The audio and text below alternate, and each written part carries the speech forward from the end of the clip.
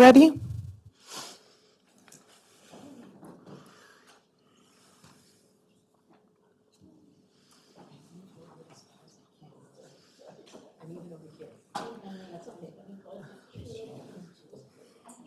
Yeah. Okay. All right, I believe we're ready.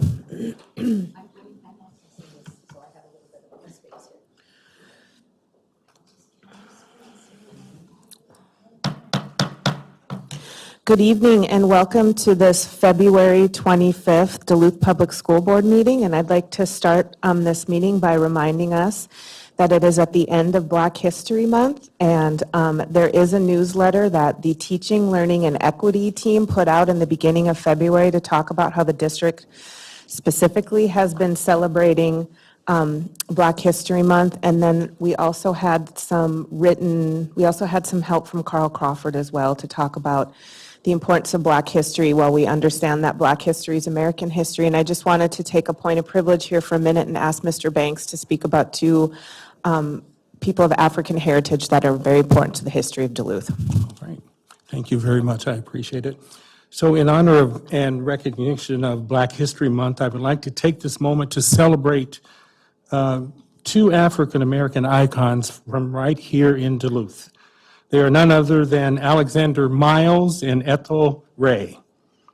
Alexander Miles was born on May 18, 1838, and lived until May 7, 1918, where he passed away in Seattle, Washington. He was a professional barber, a real estate investor, and he invented the automatic elevator system.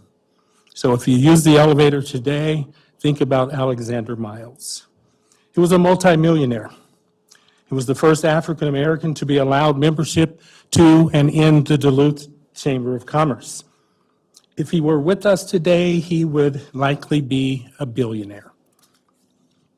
Ethel Ray, born April 13, 1899, died on July 11, 1992 in Seattle, Washington, in San Francisco, California. She was the first African-American female police officer in the state of Minnesota, working for the Minneapolis Police Department. She was secretary to Dr. W.E.B. Du Bois, who founded the national NAACP. She was instrumental in the establishment of the United Nations. She worked for the San Francisco Board of Education. She was also a member of the Harlem Renaissance, and so much more. Ethel Ray also graduated from Duluth Central High School in 1917. Duluth icons celebrating African American Black history, and we have such wonderful folks coming right from our school district here. Thank you. Thank you, Member Banks. We appreciate that. Now we'll move on and ask our clerk to do roll call, please. Member Banks. Here. Chair Eater. Here. Member Leffler-Kemp. Here. Member Lofald. Here. I am here. Member Sadowski. Here. Member Williams. Here. Superintendent Magus. Present. Assistant Superintendent Bonds. Present. Deputy Clerk Simone Zunich is excused. Student Representative Taylor. And Student Representative Dean. Here. And Student Representative Garner is excused. Thank you. We will now all stand for the Pledge of Allegiance. You can find the flags in the corner over here, please.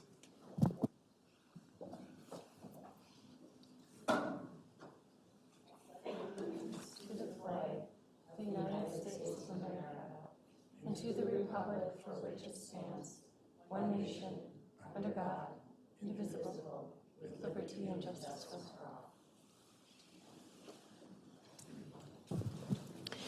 Thank you. We will now move on to the approval of the agenda. Do we have any adjustments or amendments to the agenda? Any changes? Do we have any changes? No changes? So we will accept the agenda as, Nope, we're going to make a nope, motion. we're going to make a motion. Thank you. So moved. So, all right, thank you. We have a move. Member Lofald, do we have a second? Second.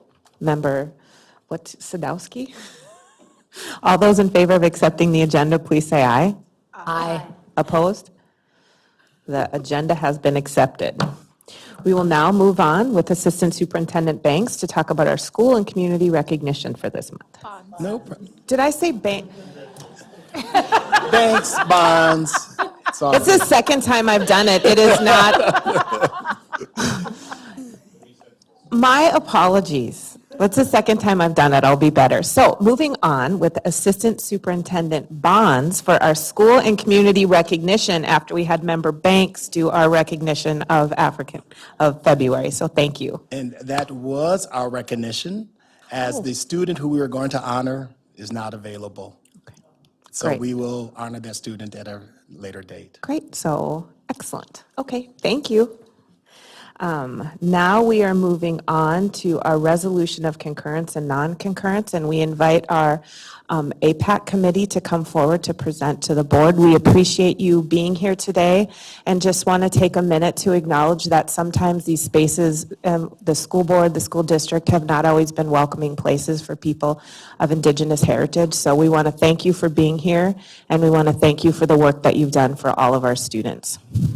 Also, I would like to bring up our coordinator, our new coordinator for our American Indian Education Department. Her name is Sheila White, and so she's going to be joining us as well. Great, please come forward. Thank you.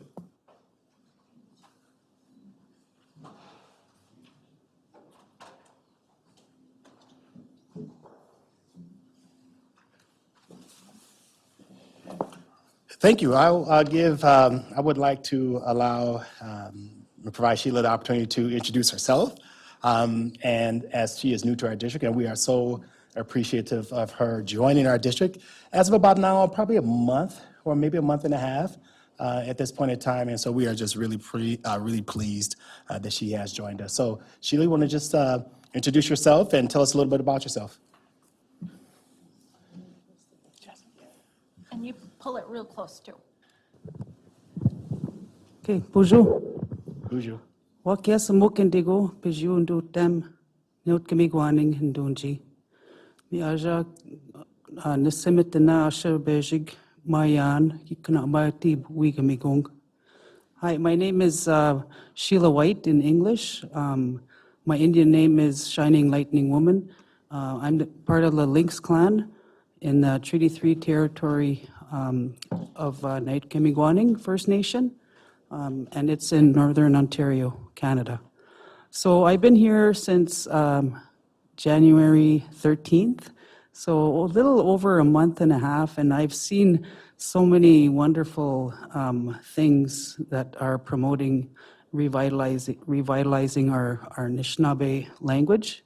And I'm a Anishinaabe first speaker, and I am really excited to be here in your territory.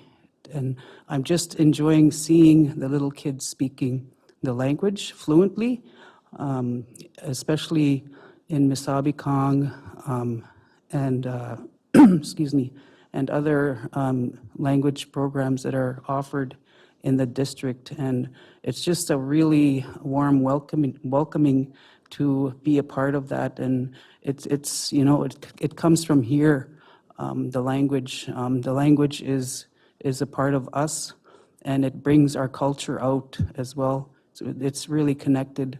I really enjoy seeing that, the smudging in the schools. I've never seen that in my territory because it's not allowed. So I really appreciate that as well. And I'm really excited to work for the students in our district, you know, to walk together and just move forward on our plan that we have with the district as part of the American Indian Education. Miigwech, Kazindaweg, thank you for listening. Thank you and welcome again. The annual compliance is something that occurs annually, of course. It is a requirement by statute. Schools in Minnesota who have more than 10 students are required to have a parent advisory committee known as APAC. And specifically, the statute cites that school boards and American Indian schools must provide the maximum involvement of parents and children enrolled in the education programs for their students. So our advisory board is a very significant foundational piece of our structure that allows our community, our Indigenous community, to really provide guidance to the school district with regards to how we should educate students who are Native. And so the statute also requires what's called a compliance that occurs by March 1st. It is to be submitted, and this information is going to be provided as a vote of concurrence or non-concurrence. Our APAC determines if the district is meeting the needs of our American Indian students, and then they provide recommendations to us if they find that the district is not meeting the needs of our American Indian students. And so again, this is something that happens annually, and I will turn it over now to our co-chairs who will introduce themselves, as well as two parent members, and then they will present their vote of concurrence or non-concurrence and recommendations. My name's Amber Green Sky. I am the co-chair for APAC. I have been on this committee for a little over a year. Bonjour, I'm Amber Lightfeather, and I am the other co-chair of APAC. I've been on and off this committee for several years. This is the first time I'm serving as in a chair position, however. My name is T. Goodsky. I am a voting parent of the APAC committee. Bonjour, my name is Lydia Schinkel. I've been a member of the committee for around 10 years now.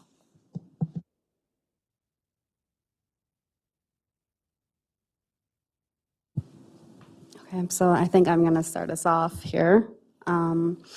On Thursday, February 20th, 2025, your American Indian Parent Advisory Committee convened to review and discuss the data received from the district to determine whether or not the district has met the needs of American Indian students. 8 voting members were present, effectively establishing a quorum. The APAC voted 8-0 non-concurrence. As required when issuing a vote of non-concurrence, the APAC discussed and developed the following written recommendations for improvement. First recommendation, we recommend providing the opportunity for APAC committee members to tour all sites where we currently have American Indian liaisons. We recommend inviting school board members to attend the tour alongside the advisory board. We recommend inviting other interested parties, example given the Duluth Indigenous Commission, to attend the tour. Recommendation 2, we recommend implementing an action plan by 4th quarter of school year 2024-2025 that identifies American Indian students who need additional transportation support and utilize district vans and drivers to intentionally target American Indian students that need additional transportation supports to get to school.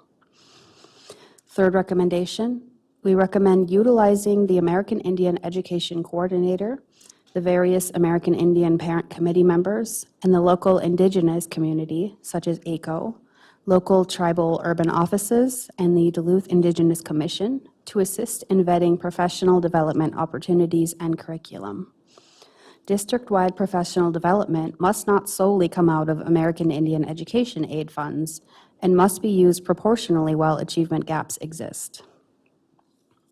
Fourth recommendation, Statute 122A70 requires retention strategies for American Indian educators within the school district.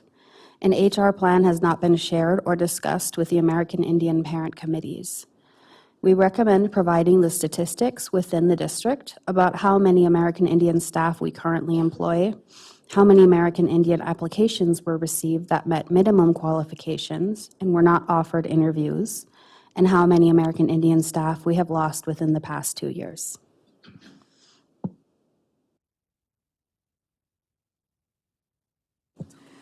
Okay, recommendation 5.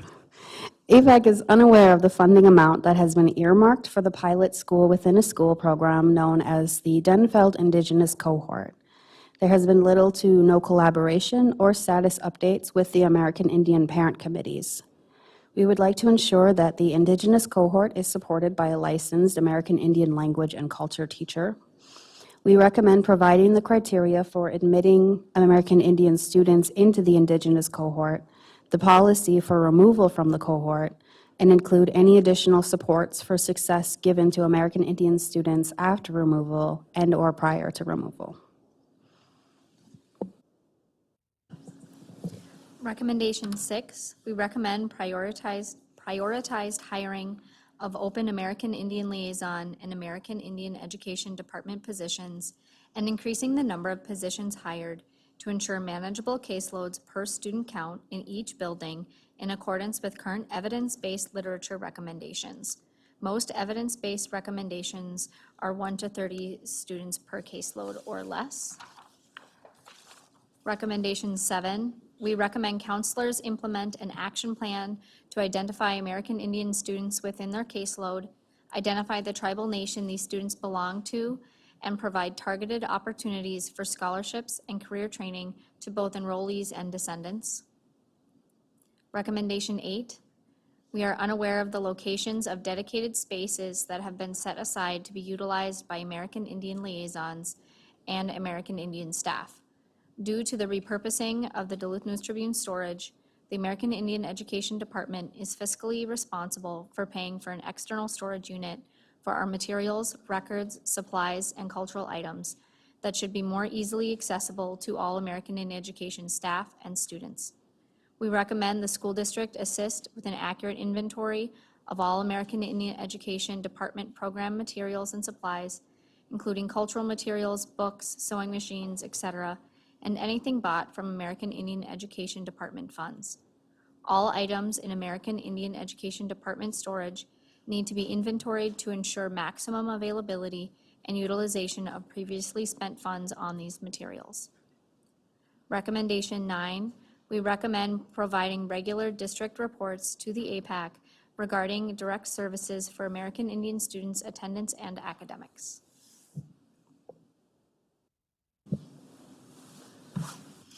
Recommendation 10. American Indian Education Aid is for American Indian students specifically until accountability factors are the same or better than non-American Indian peers. We recommend integration specialists intentionally target American Indian students within their caseloads and provide the data about the number of American Indian students that are being served to the APAC. Recommendation 11. APAC has not received updates from the district in accordance with the MDE timeline. We have not received full, meaningful collaboration from the district with meeting minutes, tabling opportunities, events, tribal consultation meetings, nor with reserving spaces within the district for meetings, work sessions, and posting our meetings on the district website, calendar, social media, or Parent Square. We recommend meetings with district representatives and APAC members be completed in compliance with the Easy Title VI Meaningful Collaboration Chart. Per MDE, APAC was not provided with ESSA data when developing the American Indian Education Plan and budget. We recommend recommendation 12. We recommend ethical stewardship of funding for American Indian students to ensure program fidelity and accountability. The previous American Indian Education Coordinator was not present at the October 8th, 2024 quarterly American Indian Education budget meeting. It is absolutely necessary for the American Indian Education Coordinator to be present at such meetings. APAC needs to know the total salary and fringe for each American Indian Education Department employee by FTE, building, and program code, and any reimbursements received from special education. As for all other expenses, each building needs to be designated per expense code, not just district-wide 005. 005 should only be used if it is truly a district-wide expense. All P-card purchases and purchase orders need to be brought forward monthly to APAC with receipts to ensure fiscal responsibility and fidelity with the American Indian Education funds.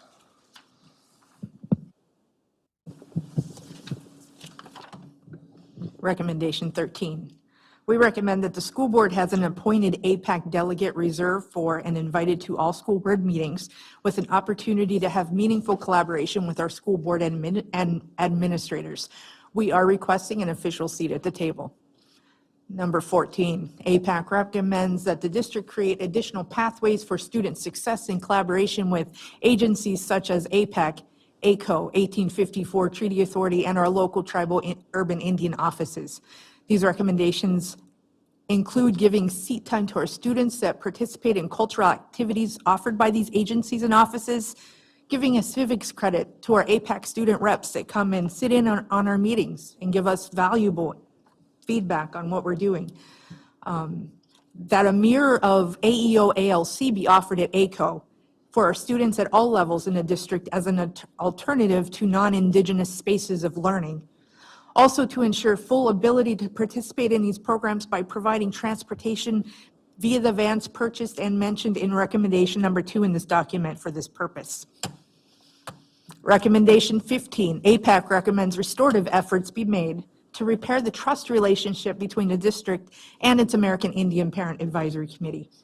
Volunteer APAC members have provided more than 30 hours of supplemental meeting time at the district's request since losing our dedicated coordinator in November of 2024. APAC was not presented with American Indian education application documents in the appropriate format or with the appropriate allocation amounts prior to February 11th, 2025. Of concern is the budget amendments that must be completed by March 1st.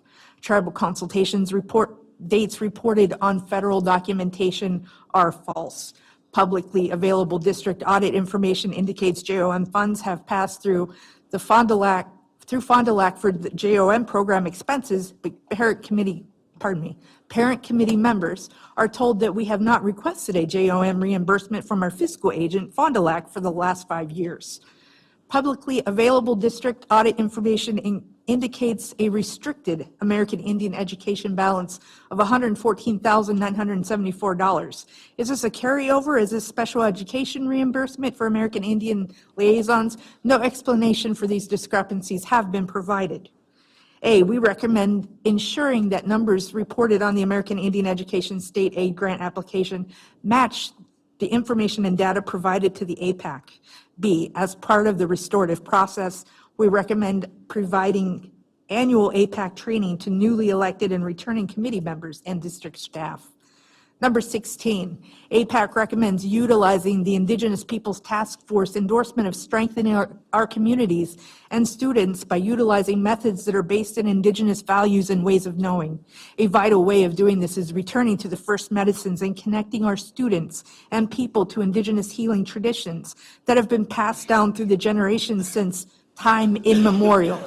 A recent survey of middle school students in Duluth indicated that they were very interested in learning the medicines.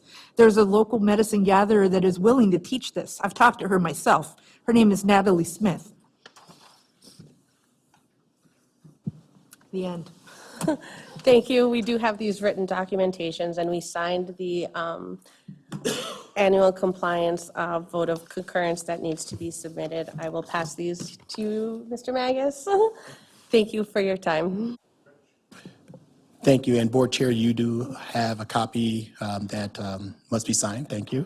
As well as, and thank you for joining us this evening as well. And we, as a district, have 60 days to respond for new board members. That we are required to respond to the vote of non-concurrence and the recommendations within 60 days. So my team and the district as a whole will be working diligently to address the recommendations, and we will follow back up at the next COW meeting as well. Thank you. So we have time for some questions. Member Sadowski. I just wanted to say thank you for your time working on this committee. We really value that and just really appreciate all the time and effort that you put in, and appreciate these thoughtful recommendations. I look forward to getting a copy to look at. I'm kind of a visual person, so I was kind of looking online and trying to see it, and it wasn't the same. The document that you see online is a status update regarding Got it. the 23-24 Okay. Great. recommendations. And so that information was shared with the board as well as APAC regarding last year's recommendations. So the new recommendations as they shared was developed this weekend. And so you will have that information, and it will be provided to the board and be added to board book as well. Great. For the community. But thank you for your hard work on this. Really appreciate it and look forward to reading through those again. Thank you, Member Williams. Oh, I'm sorry. I cut you off the response. My apologies. Is there anything you'd like to respond to Member Sadowski? Just that I know Sheila has access to those documents as well and can disperse them if they are not available through the board book.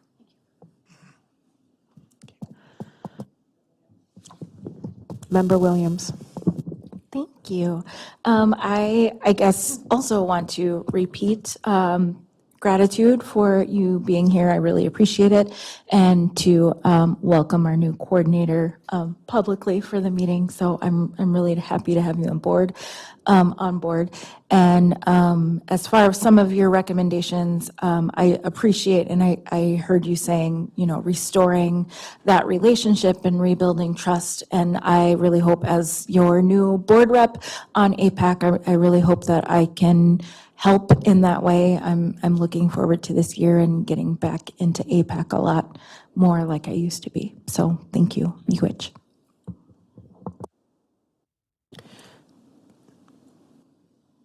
Do we have any other comments or questions? And again, I just want to thank you and just acknowledge again that these spaces haven't always been welcoming, and we appreciate that the continued willingness to work with us and to move forward. So truly heartfelt, thank you very much for doing this very hard work where you require a lot of patience and a lot of long-term thinking. So thank you. And I also would like to thank and welcome our new coordinator. We really look forward to working with you and entrusting you with this very important work that we have moving forward. So thank you.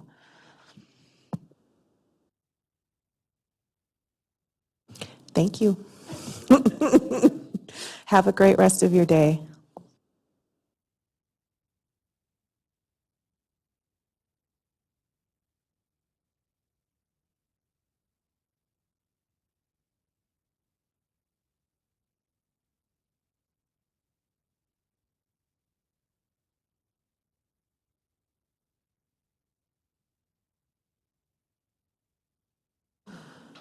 Next on our agenda, we have our career and technical education presentation, and I want to thank Ms. Sebo for doing this work. I'm sorry I arrived a little bit late, but Member Lofall did give me my awesome little plaque there, so thank you. And please pass on my thanks to the students and staff.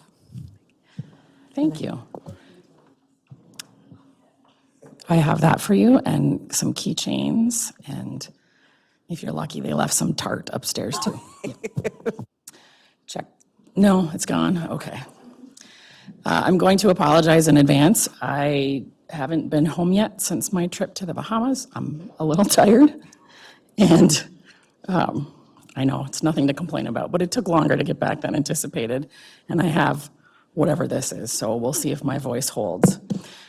First, I'd like to thank you if you were able to come to our CTE showcase. It's really hard to get students here after school, and it's so fun for them to have a visit from you, to be able to share. You see how excited they are about what they're doing. Hopefully you heard from our culinary students about their Pro Start competition coming up, and you got to see some of the sugar art she was doing today. They love to share what they do with everyone. They're very excited about it, we really appreciate you coming to visit today, so thank you. February is Career and Technical Education Month, and so every year in February, we do a showcase for you. This one was a little hard coming back off of break. We had some teachers that couldn't come as well. I'm not the only one who got sick after break, so that means we had a good time, right? So we have some updates to give you. If you were able to join me at MSBA, we started to paint a picture of how all of the dots and what we're working toward will be coming together. And so you will start to see this logo of Duluth Ready, College, Career, and Life popping up all over. It's going to be that theme that ties in all of the work we're doing, pre-K through adult basic ed and into community ed, around successful pathways and broadening capacity and understanding for all of the career areas in and around Duluth. My voice is irritating to me right now, so I'm really sorry. So you'll see some big buckets, for lack of a better word, of our areas of focus and how things will connect. I'll talk to you in a minute about data-driven. We really want to look at whether or not what we're doing is meeting our student needs and what our students are telling us they want more of, and what they're really interested in during and after high school. We are really working hard to broaden exploration opportunities for students. I work closely with our career centers, with our counselors, with instructors, with our American Indian homeschool liaisons, our integration specialists, and on and off check and connect mentors are part of that as well, to bring options into our students and to bring our students out to those experiences. So our big focus areas in northeastern Minnesota are healthcare, manufacturing, and construction. Those are our highest demand, highest wage areas right now. And so not just in Duluth Public Schools, but in our workforce boards, in our community groups, and our consortiums, you'll see those three themes come up. Manufacturing, construction, and healthcare. We have a lot of high demand, high wage opportunities, but those are the three big ones that workforce is really struggling to fill in the Duluth, in northeastern Minnesota. And so we attend and help run 3 major events in the region. Every year we participate in Construct Tomorrow, which is coming up in March. I'll share dates with you so that you can come visit. It's a phenomenal experience. We bring almost all of our 10th graders. Our 10th graders at Denfeld choose from a couple of different options, but all of the 10th graders at East go. And they go to the deck where trades representatives are spread out all over the deck with hands-on opportunities for students to try masonry, to try walking a beam in a harness, to try some of the massive mining equipment simulators, not the real equipment. But they get to meet people who are doing those jobs currently, hear about how they landed in that pathway, what it's really like, what day-to-day jobs are like, and then they get to actually try some of those things. Discover Healthcare is a similar one. That location alternates in Duluth and on the range. This year it was in Duluth at St. Scholastica. Next year it'll be hosted on the range, but similarly, students go and try hands-on activities in various healthcare experiences. And then annually, we participate in the Tour of Manufacturing, which is when we send students out. It is an organizational magical feat. I have nothing to do with how this gets set up, but there are organizers in the region that send fairly small groups of students to 3 to 6 different tours of manufacturers in the region. This year, we expanded it, so our teachers could choose to take students in the Duluth area, which we normally do, or they could go visit the range. And similarly, range schools could come and visit Duluth manufacturers, so that continues to grow. I will add with that in particular that we are also trying to broaden those experiences to the adults in our school who work most closely with students who are trying to figure out what they're interested in. And so in October, we did a healthcare visit. We took counselors, we invited integration specialists, our career center staff, American Indian homeschool liaisons to the new Essentia Health facility. And they toured, I believe, 5 different departments, and they meet 4 to 8 people in that department who have various career pathways, most of them less than a 4-year degree, but they hear the stories. How did they get here? What did you try? How did you land here? Where do you want to go? So that our adults are also experiencing what are the roles in a surgical suite? What is sterile processing and what is that like? And so that's been a phenomenal experience. They're obviously invited to Construct Tomorrow, but we are also taking them on a tour of their own tour of manufacturing in April. So LSC has helped us organize that, and we don't ever want to just hide in our own bubble, so we invite regional counselors to join us for those events too. So that's a new thing this year.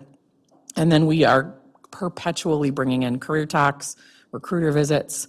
If you've never met Dave Cook from 218 Trades, he is a phenomenally busy human being who is a endless resource for the trades. His role will be broadening, and that 218 Trades will become 218 Workforce.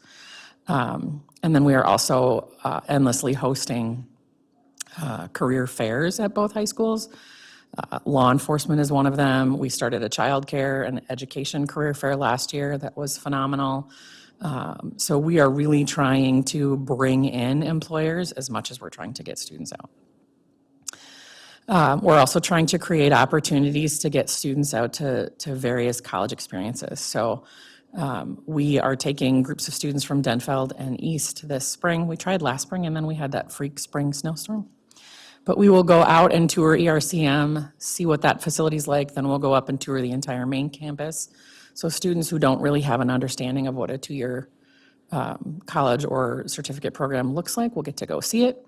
We're creating something similar with UMD where we'll take a big group tour in the fall for students who really don't understand what that four-year college experience could be like, what it feels like to be in a dorm, what it feels like to be in a dining hall with endless opportunities, and what those program areas look like, including athletic facilities. So we're trying to get our students out. Northwoods Tech in Superior hosts an event every year that's fantastic. Students get to come and try their programs. So we're really trying to make sure our students have experiences in all areas, rather than just those that they're exposed to at home or have heard about through friends and family. So I covered the experience opportunities there as well. Our equity focus is really trying to make sure we are including all of the adults in all the things we're trying to do. We had a legislative allocation that funded Cooter Navigator and Cooter Galaxy, which is an online, it replaced MCIS. And it came out of Duluth Days last year, so nice job, everyone. We have a 6-year subscription, which was a phenomenal opportunity for us to embed this. And it also came with career advisement, professional development. We have 50 seats for adults. And so we have all of our counselors going through that, integration specialists, American Indian Homeschool liaisons, career center staff, the counselors, and then Check and Connect mentors. They're moving through it at different paces based on the PD time they have, but they all have seats in that training so that we're all on the same page about how we're guiding students through exploring those opportunities. We've also been working over the last few years, and I can't take credit for this, but there's a lot happening that's trying to give our students, American Indian students and our Black students, college tours, career talks, setting them up with mentors. We have a lot of pockets of really phenomenal things that are happening.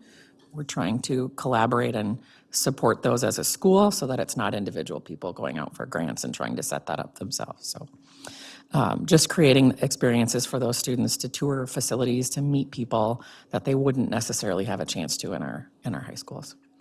I see a typo, regional workforce collaborations, not workforcer. That sounds a little Star Wars. But we just have a tremendous amount of community support from workforce organizations and local employers, and we are so thankful for all of those connections. We are working with them to help them try to understand the students they're getting as well. If a student doesn't see themselves in that workplace or that workforce, they're not going to feel comfortable taking a job there or an internship there. And so how are we connecting with some of those people to help them understand hiring practices, interview practices, how it might feel to be a non-traditional employee in their field. And so, again, that's a regional effort, but it is one that regionally and as a district we're focused on. And then community collaboration, we've talked a lot about that. You are hopefully aware of the Duluth Promise work. We have a lot of those kinds of collaborations. That will be a massive undertaking. But we work really closely with our Perkins Consortium. We have also been working closely with the other consortiums in northeastern Minnesota. The dedication of funds for this position is also huge in all of this. And so the goal is to get much of this up and self-sustaining so that eventually maybe you don't need me to be the full-time person anymore. So I'm trying to work myself out of a job. So this is how things will all start to connect. All of these have had a ton of work done with and for them, but we now want to start framing it so that our students understand what all these opportunities are, and our families and our employers. So hopefully you'll see more about that as we go. This is the slide I'm going to talk about the most, but you're going to hear about a lot of these things later. So next slide, please. Thank you. The counselors and I did a lot of work in revamping our planning tools for students. So if you haven't seen it yet, the new course catalogs are out for middle and high school. They look very similar now. You will see color coding and icons that are very specific to that color and that career field. We didn't make those up. Those are statewide. So you will see those same color coding and those same icons at Lake Superior College. We're now broadening that out into workforce and employment through our workforce board partners and our working groups. We need our employers to understand what our students are getting in schools. We have a lot of students that can walk into phenomenal jobs straight out of high school, and we need our employers to understand that too. So you'll see those color coding things. You'll see CTE highlighted well in there. We really want to highlight which courses come with various college credit and clearly explain what that means. What is articulated credit? What is transcripted credit? What does an AP exam get you? What might a bilingual SEAL exam get you? So if you haven't had a chance, take a look at that course catalog. It's great. If you would go to the next slide, I'm not sure if I showed. The page you see on the left there, that's the page background that looks like our course catalog, but that's in there. The course catalog is a PDF we didn't print copies because it's clickable links. So most of those links have a partially completed to fully completed pathway map. What you see here as an example is the law, public safety, corrections, and security pathway. Those line up with the fields, pathways, and clusters in that wheel. And then we highlight what courses do we have here in Duluth Public Schools that are foundational courses in that career area. If you're interested in this career and you want to continue, what are the enhancement courses? And then what supporting courses might you see? And our goal at the end of this is that every course we offer in the high school shows up somewhere in these maps. Everything should have a purpose and everything should connect. So we'll continue to fill this in. We also wanted to talk about the credits and credentials that are available in that pathway. You'll also see it's in really tiny writing there, but our regional colleges, if they have certificate or degree programs in that field, you'll see that there with a link to that college. And then there is DEED, Department of Economic and something development, data specific to Northeastern Minnesota about career demand and wages in that field. We're learning to use that DEED tool more and more to help students explore opportunities. So you'll see all of those things in there as well.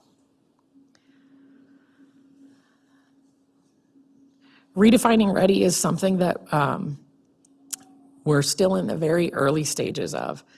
It's looking at the data that really matters. And so we need to decide in each of these buckets, what are the career readiness indicators we want to track and hold ourselves accountable to? These are examples. It doesn't mean that we will track all of them. The team that will be formed will help decide what do we want to track, what goals do we want to set, what are the life readiness indicators that we want our students to walk through, what are college readiness indicators, and then how are we going to track that? How will students know how they're doing in there?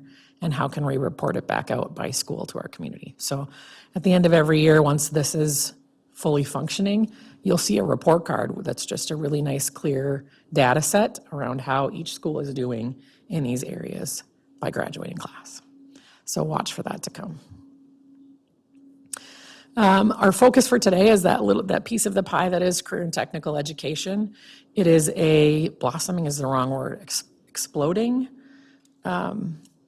program in Duluth Public Schools, and I'll show you the numbers when we get to the end. But annually, I just like to remind you that career and technical education it's a big undertaking for a district and a teacher and a school. And all of the pieces have to go together to have a state-approved program. Licensing is a challenge. There are not teacher preparation programs in a lot of these. It requires special preparation, certifications, We have a licensed contractor, for example, who's our construction teacher. And so HR has a phenomenal challenge to undertake with me every year to get those teachers licensed annually, whether it's through a Tier 1 license, a Tier 2, or an out-of-field placement for a teacher that has another teaching license. So we connect with business and industry. Each program has an advisory board that's made up of local business and industry partners, college partners, and then school staff. They advise us on what those programs need to teach. What does this industry need? So we're not necessarily grabbing a textbook and teaching out of it. These things are evolving all the time.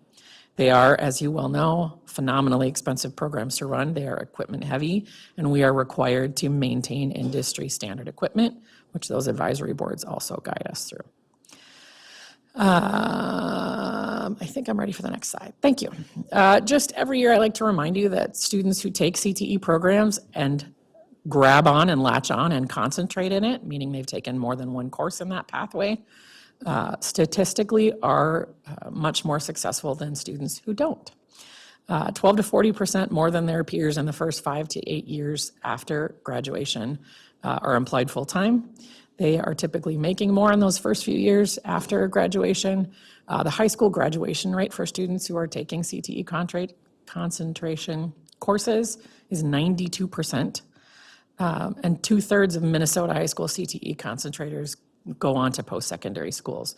So gone are the days from the, I'll even say 90s when I went through high school. The vocational is not a word anymore. It's not a separate track. It's not a separate program. It is really embedded in what our high school students are doing. And most of our high school students are trying at least one CTE course as they go through. Which is that. Who takes CTE courses? All students. We have students who already know they're excited about this, who know they want to be a chef, who know they want to be a nurse, who know they want to go into graphic arts, who know they want to be a mechanic, who love fixing things. And then there are students that have no idea and take one of those introductory courses and enjoy it and latch on. They are students who already know they want to go to a 2 or 4 year college or university, or who decide that as they're moving through the pathway. We have a lot of students who plan to enlist in the military. The skills they're picking up in CTE will help them advance there. We have many students who go straight to work out of our CTE programs and do very well. We have a lot of business and industry that come in and want to recruit our students during class. I will add that this year, each year, our high schools have job fairs, different than a career fair. You're coming because you want to hire our students. We're adding another level of employees that actually want to hire our students in full-time after you graduate work, not necessarily just a summer job. So students who Cirrus wants to pick up immediately and work full-time, they will be there to hire potentially. So, and then we have a lot of students who come out of our CTE courses who go into apprenticeship and training programs. But regardless of whether you know what you want to do or not, everyone benefits from these courses. I'm not going to read all that, but those are the criteria for high-quality CTE programs. We are required to not just do all of this, but document it and report it back to the state. So there is a lot that goes with those. Briefly, I'll go over the programs of study. You'll see some of our students right there. You probably met some upstairs today. We wanted to share numbers with you, so you can go ahead. Thank you. We had such an explosion, and the moving to a 7-period day really helped that. It allowed students time in the day to take other new electives. And so what you'll see on the bottom there in white is the numbers from 23-24, and at the top in teal are the numbers from 24-25. So if Ms. Taylor took a healthcare class last year, that's a 1-semester course enrollment. If she took healthcare and manufacturing, that's 2-semester course enrollments. So there's not obviously 2,079 students taking CTE. That might be one student taking multiple.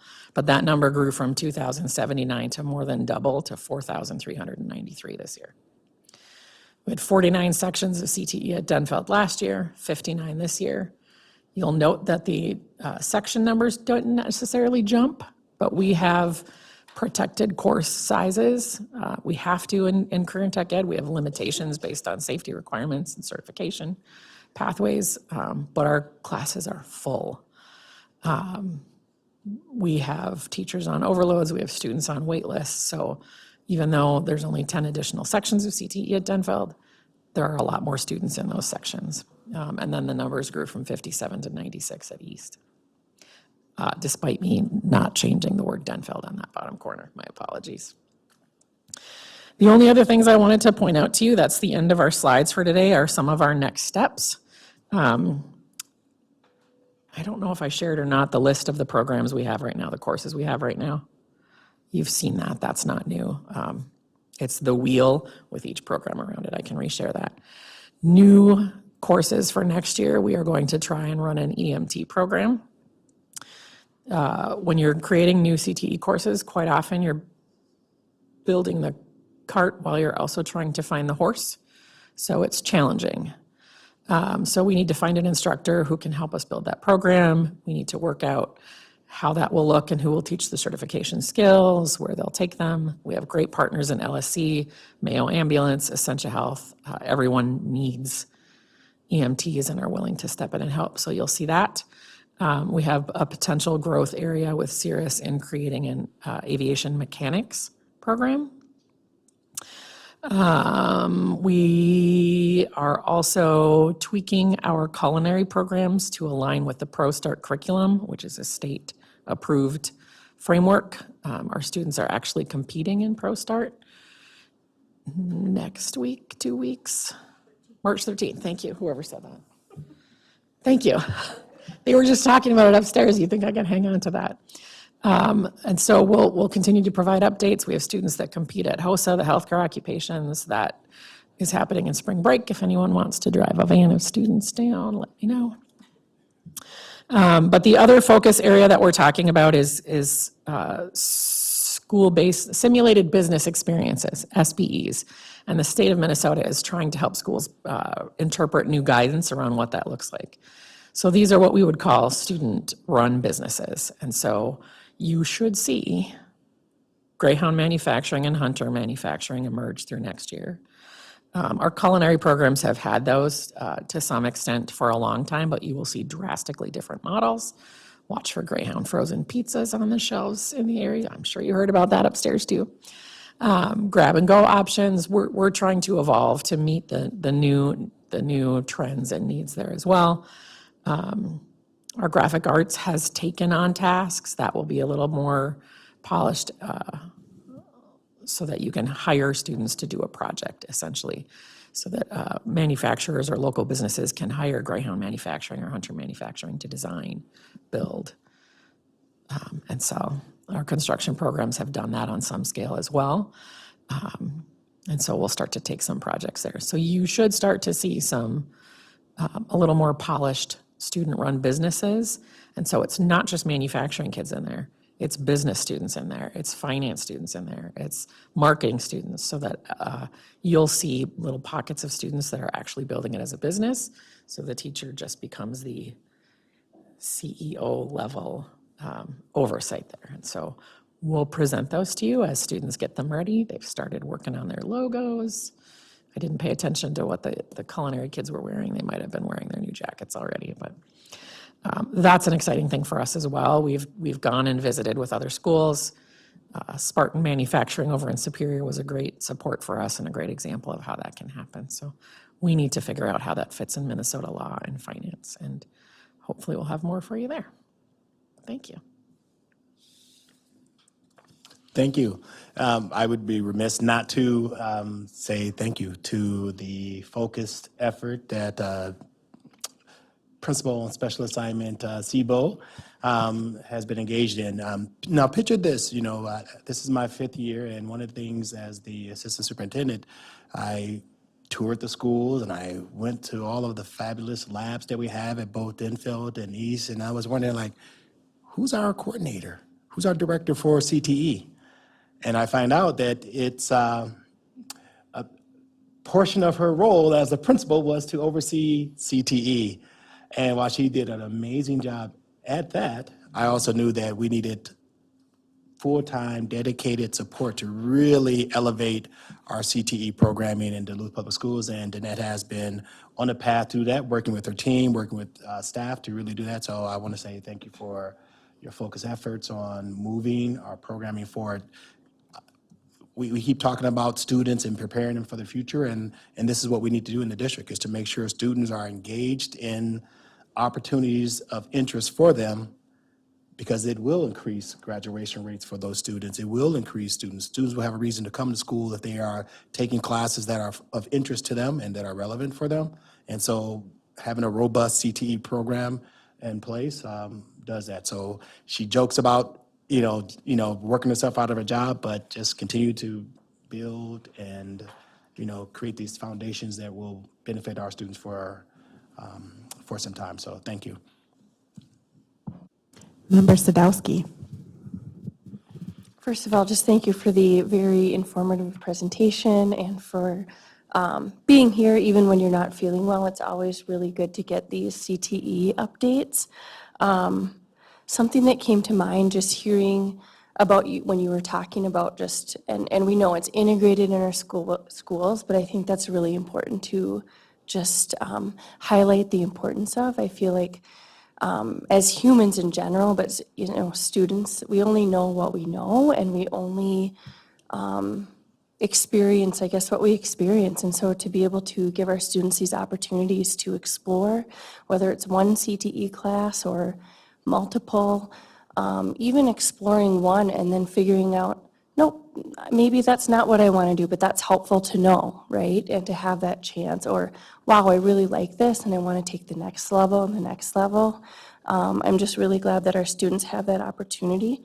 And it was really interesting for me to learn more about the business, finance, marketing. I didn't know about that, so I'm excited to keep hearing more about that. And then I just had a question about slide. It was the CTE by the numbers. It was the last slide on 11. When we look at semester course enrollments and how they went up from around 2,079 up to 4,000, I know you said something about class sizes, but have our class sizes then increased if there's that many more students and some new sections, but only 10? Can you speak to that piece a little bit? So as an example, I'll use the manufacturing classes at Denfeld, for example. We might have run that with 12 to 14 students. Capacity is closer to 25. It's challenging. You have to have a tech tutor in there to be in the lab while some are in the, so as the programs grow, we need to also hire teachers. This was the first year we convinced Mr. Gunderson to go from full-time to, he's been part-time by choice. He's also the robotics coach. He's very busy. And so we went from part-time to overload this year. So if you ever see him, pat him on the back and say thank you. But so it might be that there's 10 more kids an hour in there now that they have room in their schedule for it. So just bringing that to capacity. Classes like the advanced culinary have to be smaller. There's less cooking stations in the kitchen. There's more fire and oil and knives. And so you have to be cautious about that. In our programs where equipment is a safety issue and a need, quite often there will be a second adult, which is that tech tutor position. You met Denfeld's tech tutor upstairs today. Got it. Who works really closely with a teacher to teach those skills and guide those students as well. They're kind of that backup in the room. And so getting those programs to capacity was part of it, but it's also maximizing the space. Both manufacturing areas at East and Denfeld are as full as they can be. Both teachers are on an overload. So that's where that wait list comes in, is that when there's only enough room. The business programs, both at Denfeld and East, have also grown. So while we might have had 12 students in sports and entertainment marketing, there's now, in those can be 35. So those class sizes really blossomed, and it was less of a battle to try and negotiate how to keep all of those sections because so many more students are in them. So we ran a lot more than we usually did, and then we were able to put a lot more students in because they have room in their schedule. Thank you. Yeah. Superintendent Magus, I see your light is on. Yeah, I just want to say thank you as well for the great work you're doing, and also thinking about some of the work we're doing. This is not work we're doing alone. As you mentioned, there's a great deal of collaboration, and you've heard us talk about the Duluth Promise initiative, and that initiative has a number of very important partners in the community. We think about that collaboration between Duluth Public Schools, the University of Minnesota Duluth, Lake Superior College, the City of Duluth, College of St. Scholastica, the Duluth Area Chamber of Commerce, as well as Apex, our economic development group. There is a bill that is being put forward by both the Senate and the House for funding for a pilot program for the Duluth Promise, which is basically how can we take what we're doing and make sure that there's even more coordination and structure to this, because this is something you've mentioned. We're doing really good things here, and there are some examples of greatness that we see around the country. How can we harness those examples and take us further and faster? And really, you've been instrumental in that work. Jen Larva has as well, and Anthony Bonds. But working with those partners and thinking about this is not just a challenge of our school district. It's not just about getting students in career and technical education classes. It's about how do we make sure that we have a sustainable workforce and sustainable jobs for every member of our community, that we're supporting every student, and that we're thinking about the industries and the educational partners from the get-go rather than add-ons. And we're also thinking about equity and access for everybody from the get-go. We're not, after we've designed something, thinking about how can we make sure that we have X number of students represented from different groups. We're baking it in from the get-go. So I really appreciate the support you've given that group, and I'm excited to promote the work of those two bills, and hopefully they'll move forward within the budget. That would provide us with $500,000, $250,000 each year for 2 years to begin to better coordinate those efforts. But even without that money, we will be moving forward with the Duluth Promise as an organization and as a community. I would just build on to that I don't think going from trying to keep our heads above water doing this while I was also the East Principal, which is really just managing budgets and licensing at that point. I did not understand the volume of community meetings that everyone else in this district was trying to then pick up and do, that really were the coordinator before we cut that position, and now that that's back, to be able to be at all of those tables. And then when we have opportunities like the Duluth Promise, I know all those people. And so we've made all those connections. And so I am endlessly thrilled by the volume of community support that we have for our students and our workforce.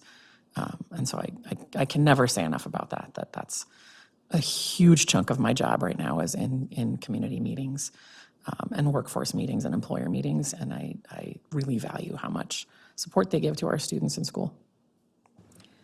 And sorry to piggyback off that for 1 second.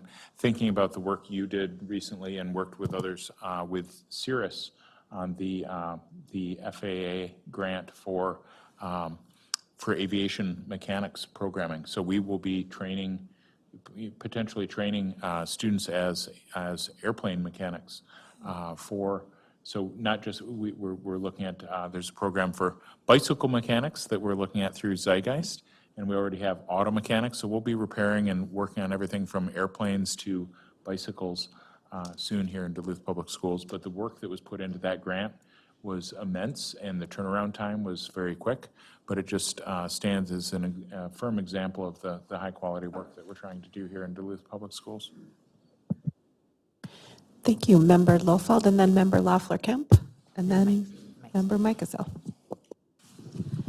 So just lots to talk about, so I'll just quickly make my comments. So I was at the 8th grade orientation last week, and what Danette shares about Mr. Gunderson is true, that he went from part-time, he was a student of mine at Denfeld in the day, and but he was so excited. He was there with his crew, with all of the displays you saw upstairs for the 8th graders to look at. And so if you think that he feels like going from part-time to 6th overload or an overload, that's limiting him, it's not. I can assure you that he seems really fired up, and we couldn't be more proud of Mr. Gunderson's leadership in that. And I'll piggyback, because then we had Marshall and Alex upstairs. I know Marshall, and then Alex chimed in, and both of them were saying the exact same thing that we saw on the screen. Their attendance is up, their love of school is up. They had no idea about the manufacturing program or opportunities. They just kind of, stumbled in. They're both juniors. And again, this has made such an impression on them, what they can do, that it just, all of this just looks really great. Speaking of advocacy, we've heard about the Duluth Promise, but Danette was also instrumental in writing a bill, and I don't know if it's gone in the hopper yet or if it's got a file on it, but Rosie Loeffler-Kemp and I went to promote that bill to the MSBA, and they support that. And so there's a bill going into the Senate and House to increase the funding for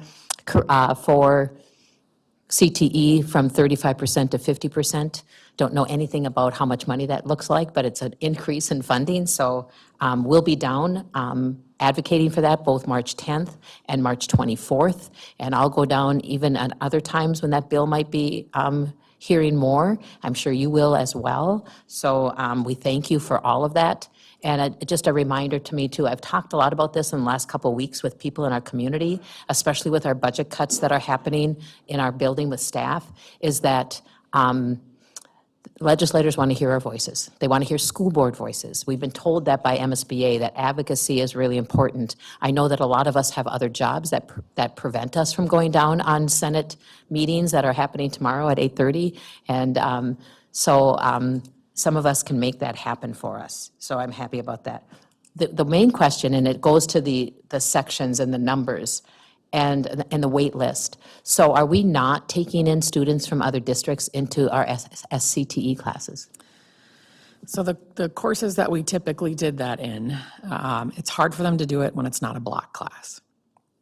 So we have found that our own students, particularly when it was a 6-period day, weren't taking block classes because they couldn't fit it in.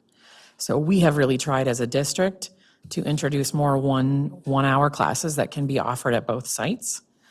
We can't duplicate auto or construction because those are shop specific and we don't have space or equipment. So those will always stay in the block.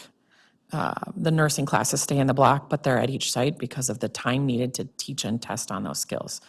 And so we have, even in the last few years, taken in Hermantown and Proctor students, particularly in nursing. We've had some come down for auto, but because they're so full, we're not often taking students anymore from other districts. And I appreciate that, and I want our students to have those opportunities, but we also know that if we can fill that class, that formula allocation for that student comes to this district. Yes. Which then helps too, so thank you. Thanks. Member Loeffler-Kemp. Thank you. Thank you again, Danette. I always appreciate this, this huge in-depth update that you've been giving us the last couple of years. So thank you on that. And I just also want to mention, the relationships that you have built. I was at St. Louis County Days. I was at the NSBA going around the booths, and people knew who Danette Siebel from Duluth was. And I was just really proud of you for all you've done in this area and building those relationships. So thank you. I had a couple questions. One is, and it sounds like for the 8th grade night, you were at Denfeld, or there was coverage at Denfeld, and there was that at East, I imagine, as well, for the, or have they not had their 8th grade day yet? I think they were both on the same day. Okay. Yeah. Okay. We have pros and cons to that. Some families apparently like to school shop, but there's not a lot of room for moving from one to the other. And so it also was a challenge. There aren't many teachers left who travel anymore because we've grown so much. There are now teachers at both sites, but those who travel had a hard time being at both. But yes, there was representation. So that was kind of my general question, is just how are we sharing this incredible growth of our programs with our families, and particularly our families as they're, our middle school families as they're thinking about 8th grade or 9th grade and the classes and that.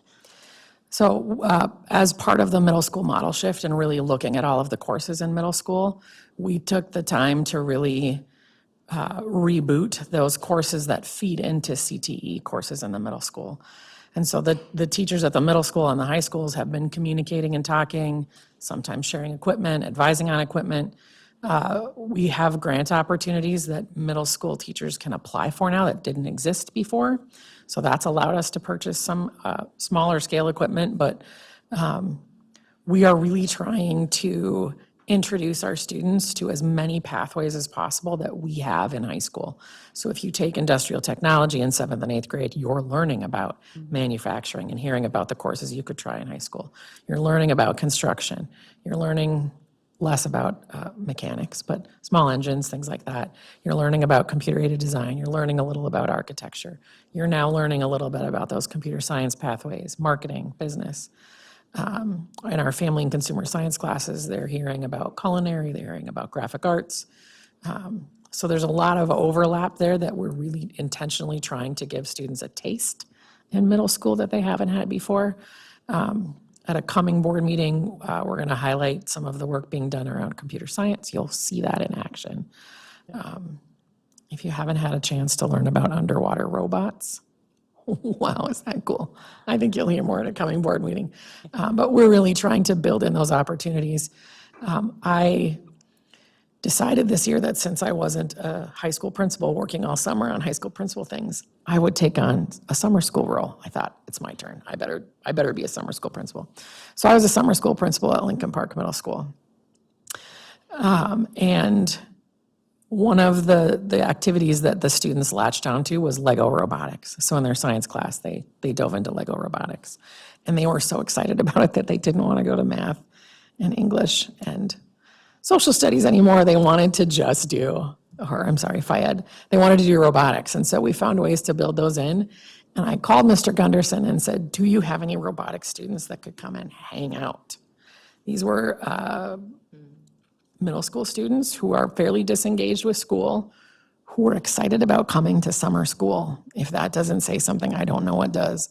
But the collaboration of just the 4 teachers that are there and finding things they got excited about to pull them in. We had Denfeld robotics team kids come and do Lego robotics with these kids. And so we had students who were not doing well in school at all in 8th grade who are on the robotics team at Denfeld now. And so the more connections we can build with our high school teachers and those kids, but our high school students who are in these programs and our middle school students, those are other things we're really trying to do to build experiences and connections there. And it's great leadership opportunities for our high school students, so. Okay, and then my last, well, I had a couple more, but I'll just do one more, is have we had a time in the last year or two where the numbers have been too low, so we didn't offer any of these CTE classes? That's always the case.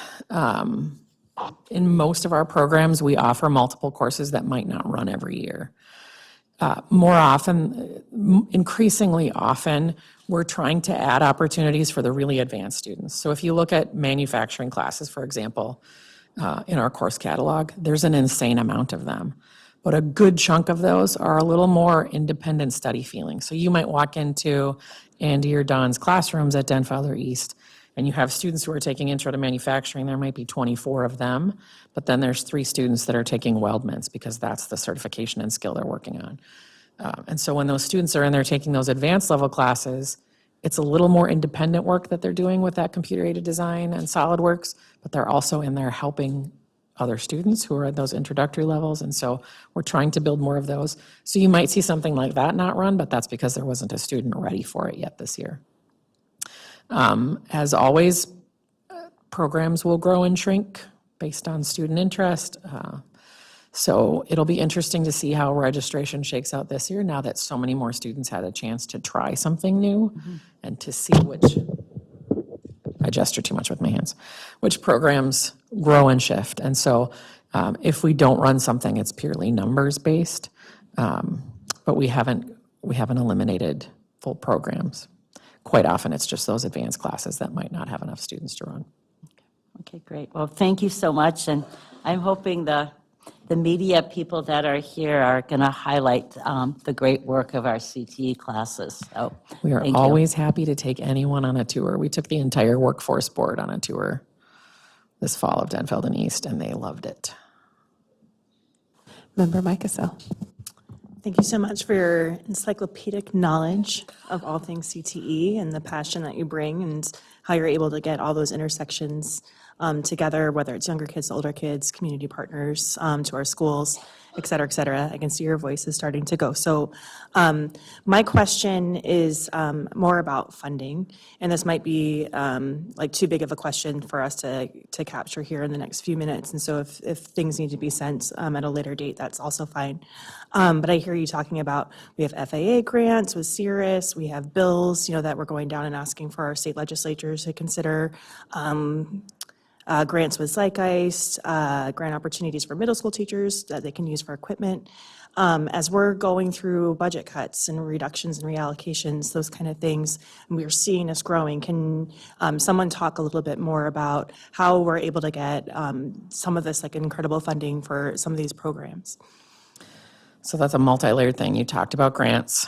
We also have a lot of support from business and industry partners who might donate materials, who might donate a piece of equipment, which comes with its own hassle sometimes, but we are so appreciative of that. But right now, talking about the change from 35 to 50%, that's a reimbursement to districts. So if the stars align and we've dotted all of our i's and crossed our t's, teacher licensure, approved courses, advisory boards, student leadership, we have to submit all this to the state. And if all of those things are correct and they're coded correctly in our system, we are able to be reimbursed for 35% of supplies, salary, and so we get more bang for our buck with CTE classes. So the more things we can pull into those, the better it is for our district. And so talking about the increase from 35 to 50%, that would be a significant amount of money coming back in to support some very expensive courses. I also mentioned that quite often there's class size caps that are significantly smaller than some of our other courses. And so that is also in place to support that. So there's state funding that automatically comes back if we do all of the groundwork correctly. The state has kicked out additional CTE grant money to the service co-ops, not just our Perkins consortiums. That's where those middle school dollars can be a little more accessible. If they're aligned to a high school program, they can request money for field trips or supplies. But it is a challenge. Having more students taking them has been a help and a hindrance. I had to go to Assistant Superintendent Bonds and our CFO and say, we are going to need more supply money. I can't run an additional course of nursing, an additional 5 courses of intro to foods without the money to buy the food. We cannot charge students for any supplies. And we can't rely on donors to fund those things. And so we've been able to navigate that to this point. I don't anticipate we'll see the same explosion that we did this year because of that 7th period. So at the moment, I think that we're doing a good job of pulling in all of the revenue we can. We've worked closely with finance, with Infinite Campus, Danielle Dorn here. The state has been a great help to us to really try and make sure that we're pulling in as much as we can to support those courses. And then, like I said, there's maximizing those grant opportunities. If we get that FAA grant, it's $1 million. That would be a significant support for staffing and building that program. Obviously, then we would need to sustain it on our own once it's there, but we definitely have a lot of industry support, so. Thank you. Thank you. Seeing no other questions, thank you. We appreciate you. Thank you all. And if you missed out on a notebook or a keychain or the Lake Superior, email me and I will get you one. Thank you. We will move on to a report of the superintendent, and I just want to make mention that Member Lofald will be giving Student Representative Garner's report for Denfeld this month. So turning it over to you, Superintendent. Sure, thank you, and really appreciate it. And as I work to cast here, just 1/10 of a second.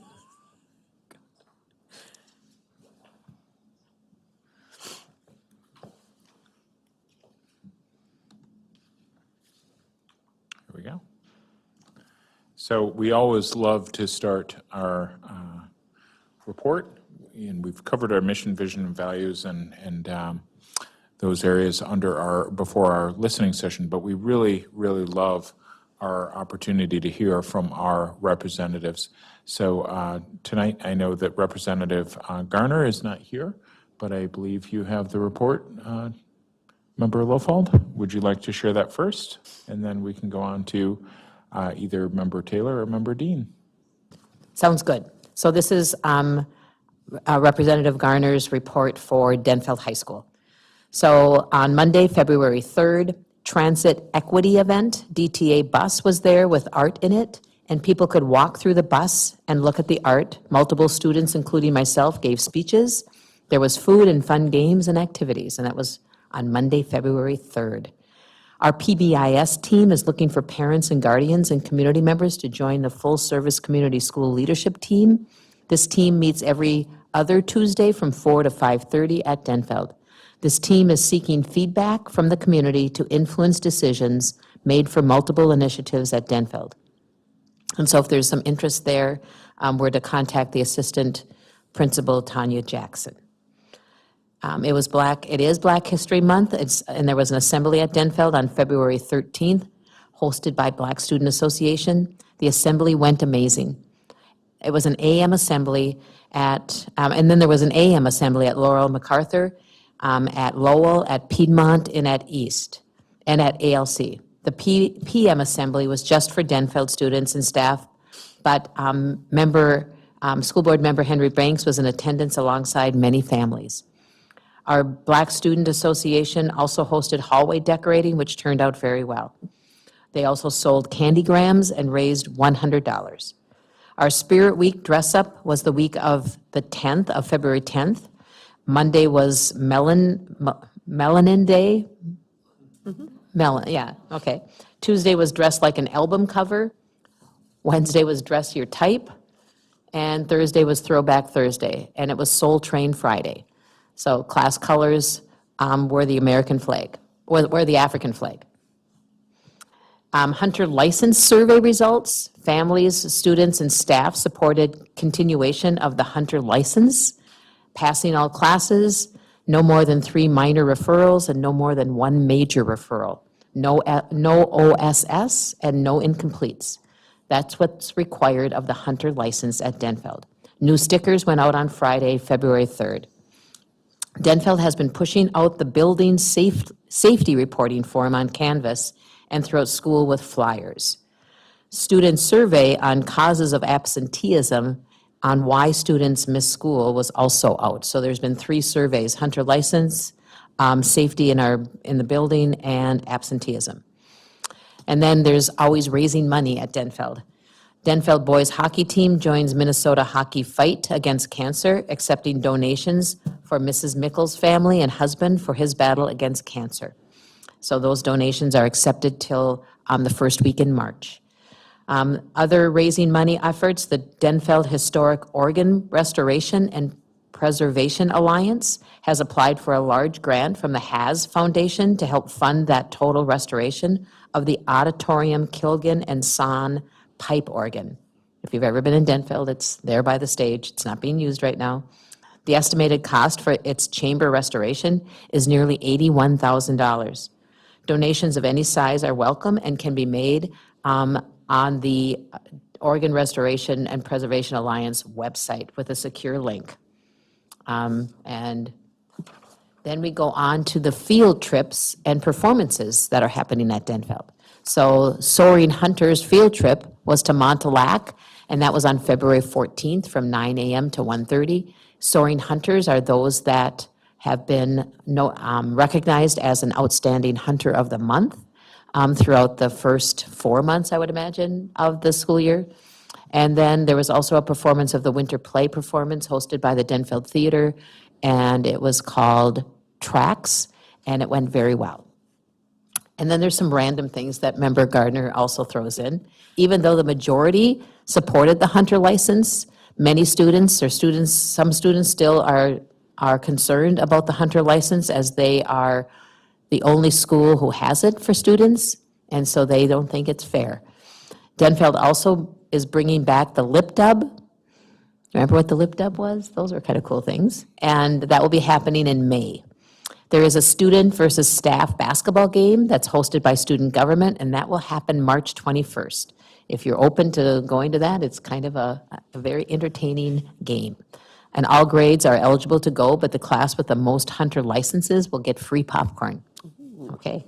And then we also hear that there was an 8th grade orientation hosted by Link Crew and the Denfeld administration and teachers and extracurriculars welcoming the class of 2029.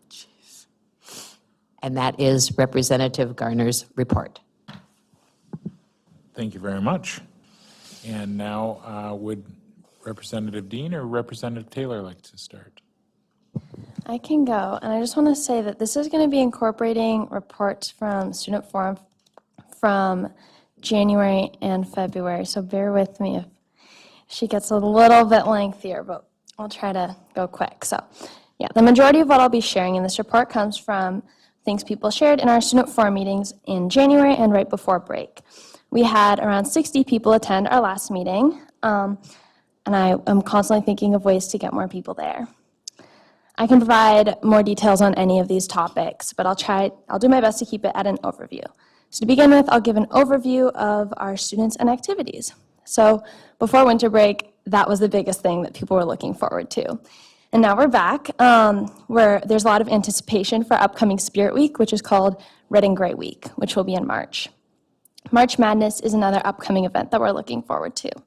On the Friday before break, on Valentine's Day, Singing Valentines visited classes with some very creative performances. Let me know if you want the videos. Boys and girls basketball are both in the midst of their seasons and both have upcoming games.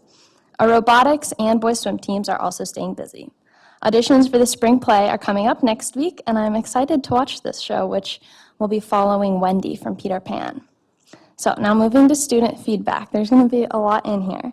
One of the issues I hear most commonly is the lack of communication from the district to students and families, and the lack of opportunities for students to communicate with the district. Yesterday, I encountered a prime example of this. I had an email that I wanted to send to you, the members of the board, so I used the school board's email address provided on the district website. But seconds after I sent the email, I got an error message saying that students are not allowed to directly email staff organizations. So students aren't able to use the email address for the school board that you provide on the website. I hope that this barrier in communication could be remedied soon. Next, students are really feeling negative effects of the new schedule and class requirements.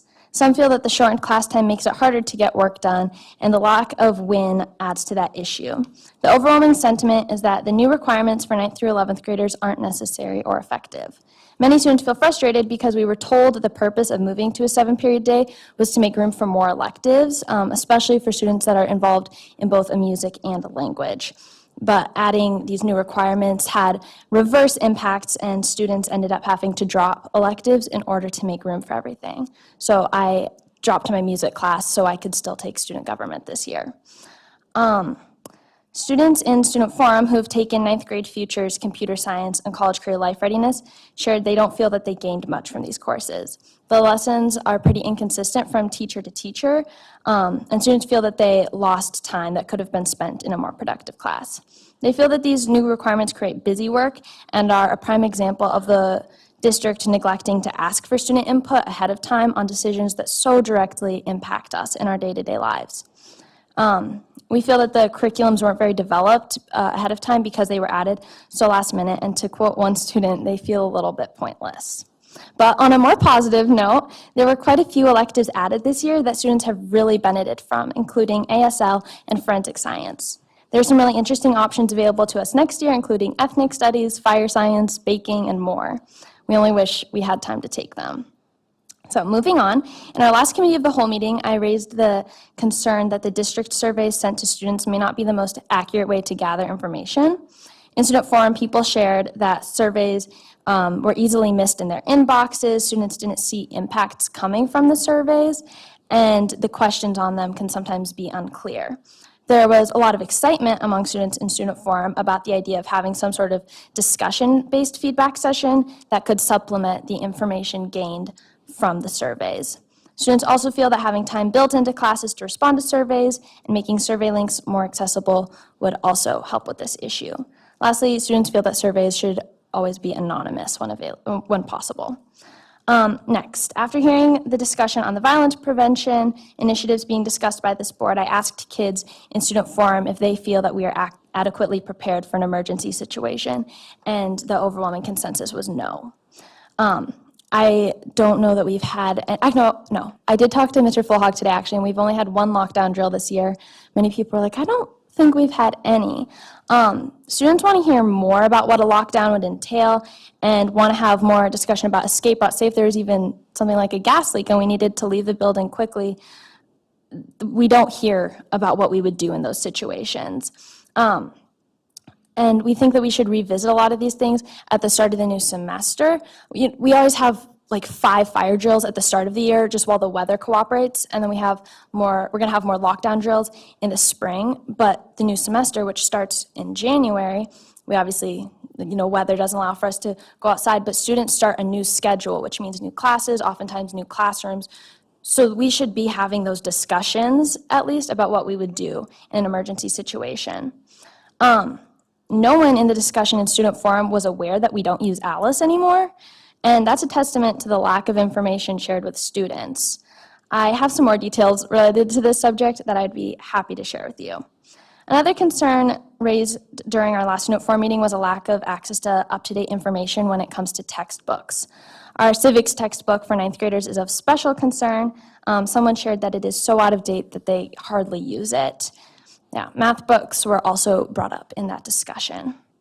Okay, we're almost there, I promise. With that, as you heard and saw during the listening session, students are extremely concerned about the reduction in access to our library. I could go on and on and on about all that it's used for. Club meetings, NHS tutoring, sports meetings, access to class materials, space to study or to just take a breath. It provides access to a printer and more. I'm in there every single day.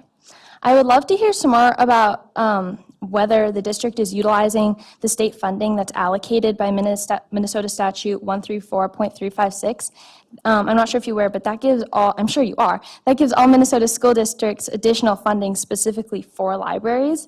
The $16.11 per pupil in the school can be used to cover all the costs within the library, and it's all laid out in the statute. So I'd be curious to hear more about why we aren't using that to keep our libraries more accessible. Ms. Knettel shared something with me, and to quote what she said, in the newly adopted strategic roadmap, the Duluth Public Schools has also committed to focusing on literacy across all content areas. Decisions regarding student access to reading and research materials and study spaces do not align with these goals. Tomorrow, I'm going to be at Ordine East Middle School speaking to 7th graders, hoping to encourage improvement in study and behavioral habits. I've already been a part of a similar presentation to 6th graders. Middle schoolers are already struggling to develop the skills that they'll need in high school, and reducing their access to their library, which provides a lot of information about media literacy and just it provides access to so many resources. Middle schoolers are going to be losing that access as well. We didn't hear as many of their voices tonight, but they're going to be so affected by this as well. It's going to hinder their success in the future in this district. We are all going to be affected by this. Students need and want access to media literacy learning tools and the space provided by the library. So I urge you to remember that fact, and that this is an opportunity for you to make a decision with students and their daily experiences in mind. Almost there, I promise. One of my biggest goals is to improve communication. Students were excited about the idea of me writing some sort of newsletter with summaries of what was discussed at school board meetings and in student forum. I discussed this with Mr. Flohog, and I will work with him to make even more information accessible to students. I also plan to share resources with them about how they can use their voices to get involved. At the start of the last student forum meeting, I gave a summary of the notes I took at the 3 school board meetings that I attended prior to this one, and people really appreciated that. I think that is a testament to the fact that students really do want to feel like they're being kept up to date. It's as simple as taking 2 minutes to give a summary and creating a little one-pager with a few bullet points. I hope that's something that maybe some of you would be willing to collaborate with me on in the future. Students especially want information on budget cuts, and that's another discussion I had with Mr. Flohog and would like to have with some of you. To conclude, I'd like to share this. The best way to make it seem like you care about student voices is to put that sentiment into action. In my meeting with Mr. Flohog, we discussed getting information back to students.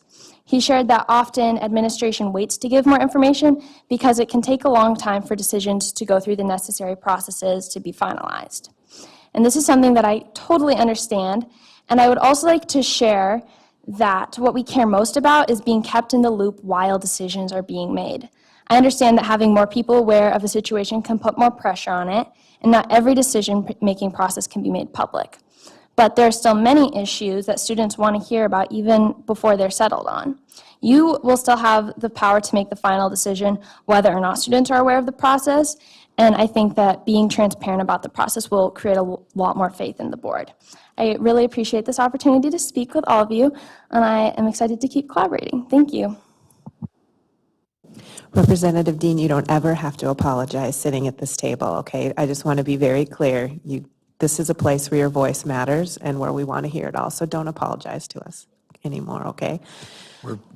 I would reiterate the same, and was about to say the same, that as we talked about during our orientation, that hearing the voice of our students is incredibly important to us, and we're here to serve you, not the other way around. So thank you for sharing the voice, not only of yourself, and I think you modeled what we talked about as far as making sure that we're getting voices of others to the table.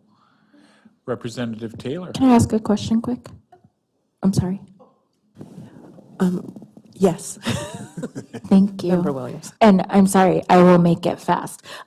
Just in regards to reaching out to us as a board, I did see Assistant Superintendent Bond's scribble notes really quick, so I'm sure he's going to follow up with that, and that might be a question for technology, I'm not sure.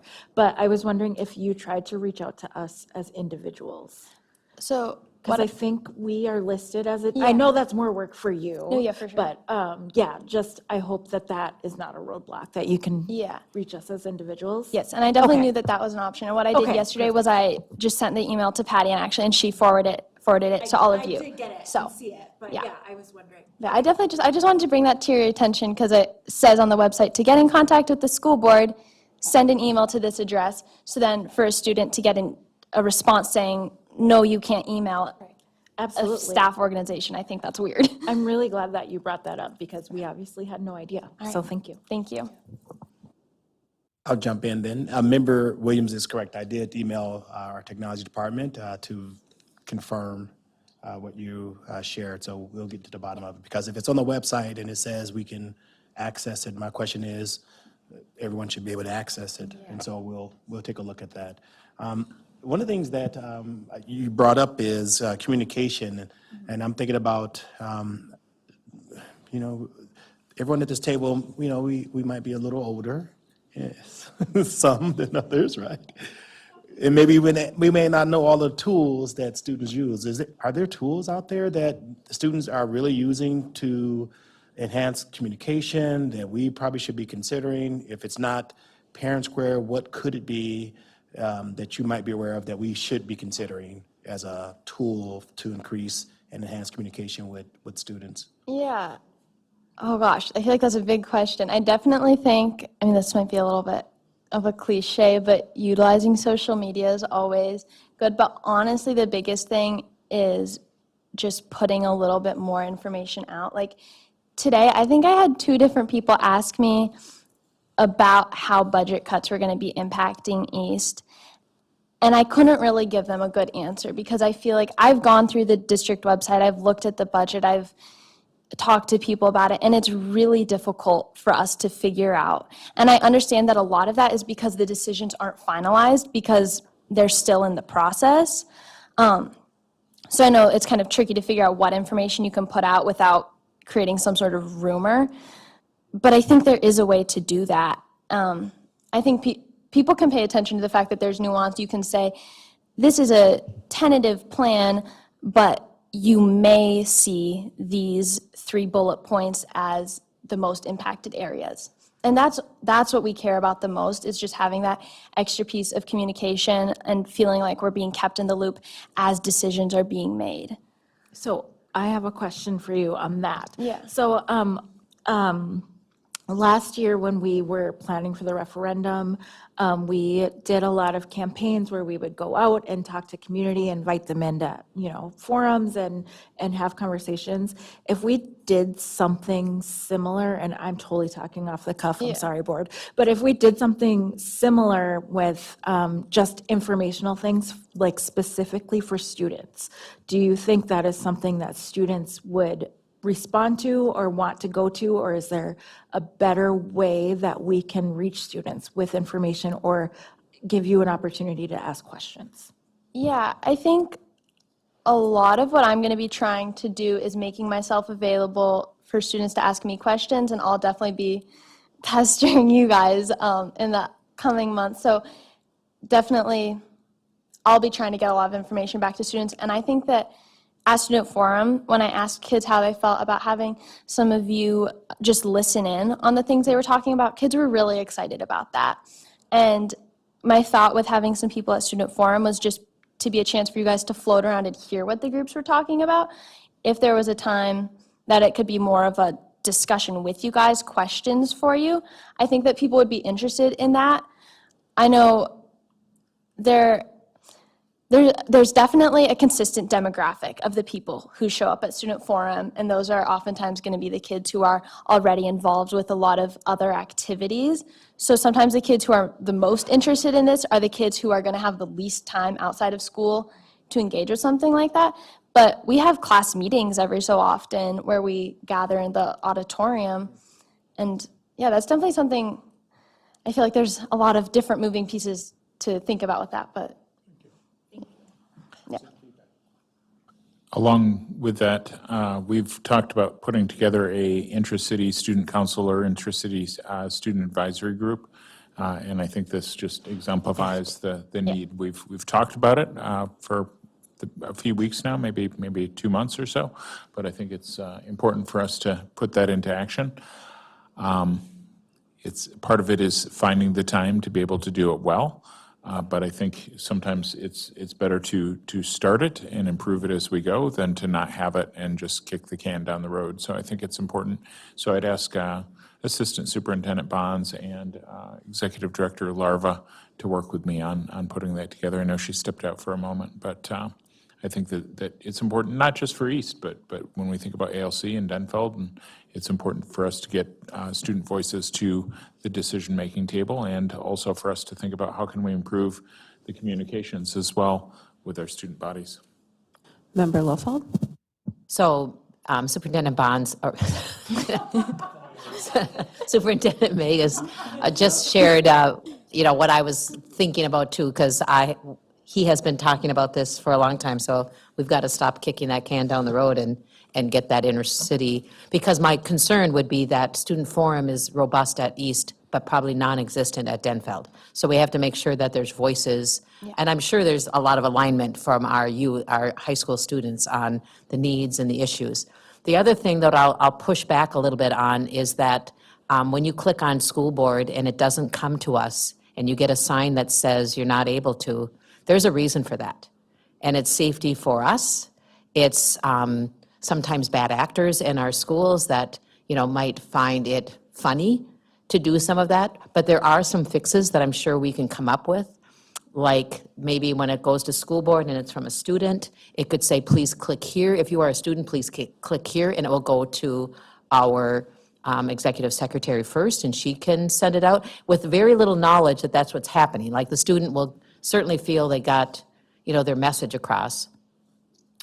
That would be one of my observations, not that everybody has to agree with that, or that certainly our student represents get access to us with their email, and that can easily be done by technology. But that's just something I would just have other people think about. I definitely understand. The one thing I would say with that is, like, if you want emails from students to go through someone else, I think that's totally fine. But if that's the process that's happening, just be clear. Students wouldn't be upset that the email is going through someone else if they knew that that's what was happening. But if they felt like they were having direct communication to the board, but then they weren't, I think that would be frustrating. But yeah. Good job. Thank you.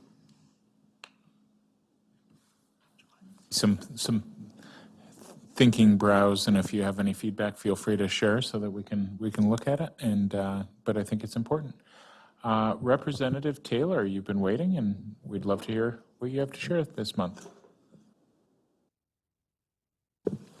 I first want to start off by saying that both representatives, their reports were very, very great, and I feel like mine is not really anything on a major topic. It's just something that has been said to me a bunch by the student body at ALC, that being the lack of hot school lunches, which I'm sure you guys all know of. But first, I would like to say that my peers have expressed like their gratitude for ALC, not only because of the encouragement that we receive from the staff to succeed and better performance in school, or just the short days in general that help students with jobs, but just having the support there of the staff to know that we have someone to go to and someone to understand and actually respect and listen to what we have to say. To me, ALC isn't just a program, but it's also a vibrant community of learners that are willing to be pushed to achieve greatness. And if you would like to, any of you would like to have a tour, I could personally give that to you so you could understand and see what ALC looks like inside, what inside of ALC looks like during the day and during our class time. We are incredibly grateful for the help and care that we have received from staff among ALC, but the one significant issue that we have that has been raised to me from the students there has been the lack of hot school lunches. 4 topics have been brought to my attention, and those being the minimum one-on-one time with class teachers, with teachers during class time, the building location, and the minimum elective choices and activities or clubs. And again, the lack of hot school lunches was the one that was raised the highest concerns of. We do appreciate the lunches that we receive, and we just there has been feedback given to me that it's not really appealing to the students at the ALC, that they just don't really like it as much as having the choice to have a hot school lunch. For an example, on Monday, for lunch, we received like a bag of chips and cheese dip and an appetizer such as a yogurt to go with it. And there was even a student that relayed their message that they got a spoiled milk with their food. And it just wasn't, that's something I wanted to bring to the attention of you guys, because that's not something I would want anyone to have to receive for lunch, aside from having the 1 bag of chips and the cheese dip and the yogurt to go with it. The lunches that we receive are not great enough for any person to keep them moving in a day, and the energy and focus that is required for our class time is highly impacted by the lack of a nutritious warm meal. Whether it be that the students are just too tired to do their work or they're not having the energy to do it, it's just in general not as sufficient. We urge the school board to consider the request and work with us to find a solution to what is going on with the hot school lunches. Thank you. Thank you very much. And I think that that's really important for us to think about, and we want to make sure that Executive Director Zunich is working with us and working with food service to consider what we can do to improve that. I didn't mean to jump in before there were other questions. I apologize. Again, I just want to reiterate, Representative Taylor, you don't have to apologize or anything either at this table. Your voice is valued, and we want to hear everything that you have to say, so thank you. All right, so now I'm going to call on Member Williams and then Member Sadowski. To echo what Chair Eder said, I also want to say, like, you go to a very different school than Member Dean or Representative Dean, and that's very different than Representative Garner. So your presentations are always going to be different. So you don't have it was perfect, and so thank you for telling us, because we're not in the school. So thank you for doing that. I do have a question about, I guess, the process of getting that lunch that's provided for you, like how, so I know at another school that receives hot lunches from Duluth Public Schools. That's not a Duluth Public School. There's an email that goes out every day, and then students have to select what they want. And there's a time limit, since there's not a kitchen in that school, like, this is how you get your lunch. So is there something that goes out to students every day, like, so the school knows how many lunches to bring? Can they select what they want? And then are there options for dietary restrictions?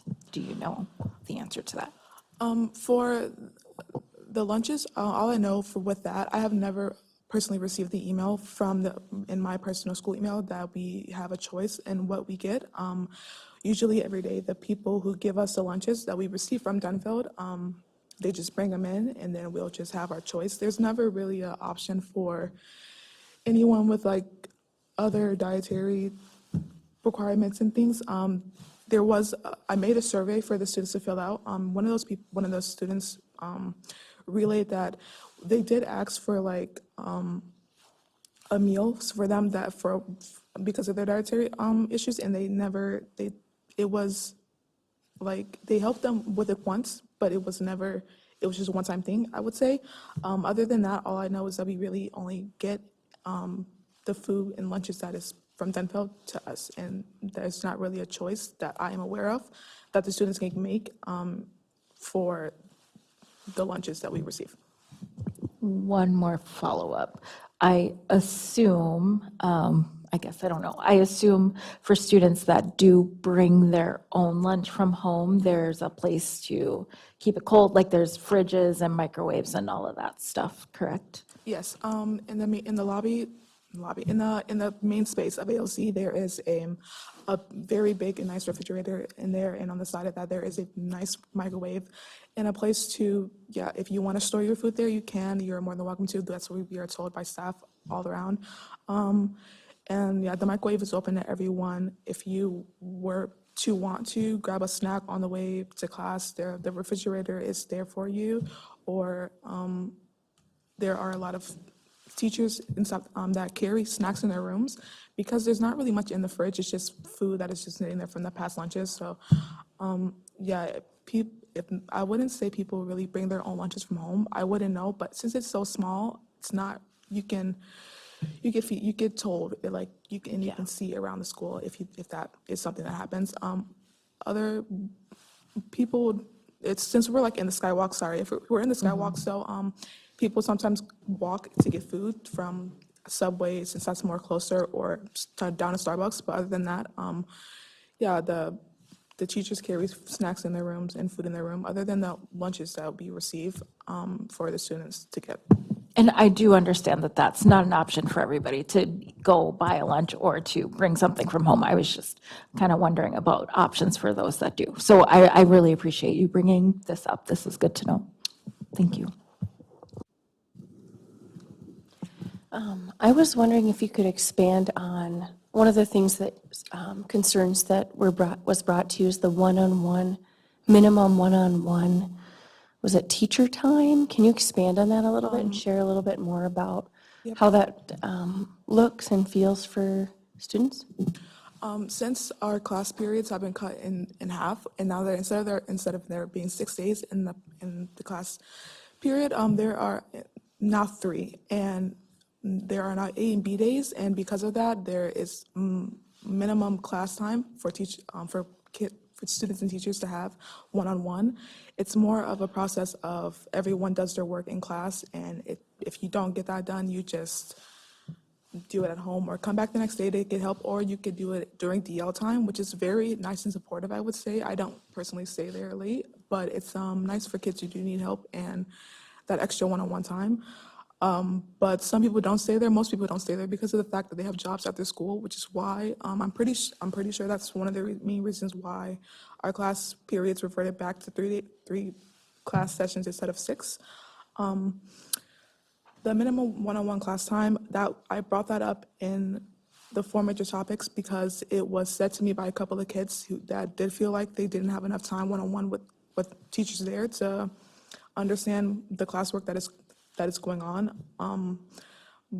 But other than that, the activities and in clubs, I don't really feel like that's something that is a major issue. It's not, we're not in a place where we could even have clubs or activities, I would say, because of the spot that we're in. And then the hot lunches, which I brought up, is the main topic, so, yeah. Thank you very much for sharing more about that. Assistant Superintendent Bonds? Thank you. And can you just clarify just a little bit regarding the hot lunch or the lack thereof? I know there was a point in time where there was a cold lunch was being provided, then we were able to start providing the hot lunches again. So are you receiving a cold meal all the time, or are they a hot meal but they're just coming warm by the time you get them, or room temperature by the time students get them? I'm just curious. From what I was told, we don't receive hot lunches in general. That is what I was told. We get cold lunches. It's not, some days, I don't personally eat lunch, but some of the time, other than the basic Lunchables, I would say, there are some days where we would receive salads or I'm not actually too sure. I would definitely get back to you on that if that's possible. But yeah, most of the time, I'm pretty sure we don't receive hot lunches in general. We just receive cold lunches. Thank you. Yeah, but again, I'm not too sure around that topic, aside because I don't eat school lunch myself, and we get school lunch at the end of the day. So people would leave by then, and that one of those people being me, because I have work to get to or I have to go home to attend to things at home. But yes, from my perspective and what I'm being told, we do not receive hot lunches in general. We just receive cold. Yep, thank you, and I appreciate that. And you don't have to get back to me. We'll look into this with our executive director and our nutrition staff. So I appreciate it. We will look into your concerns on the lack of warm lunches or hot lunches. Thanks. So sorry. Superintendent Magus, yeah. Thanks. So I've already reached out to Executive Director Zunich and asking her about the hot lunches, and we've been chatting a little bit too, just trying to see what we can find out. We will make sure that we get back to you right away, and that we let the board know as well what's up with the hot lunches. But I am wanting to learn more about the one on, like, the teacher time being reduced and cut in half from 3 periods to 6. I think that's something that we need to really look further into, because I don't remember that coming like before us in a formal way, but I think we need to look at how that's working, and whether we're meeting number of minutes for students and how that's serving or not serving our students. I know there was some pilot programming done, but it's important for us to take a look. Yes, we will provide a status update on programming at ALCAO at a future COW meeting.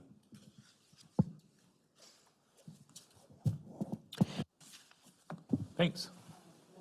Banks is first. Oh, Member Banks and then Member Lowfeld. Thank you.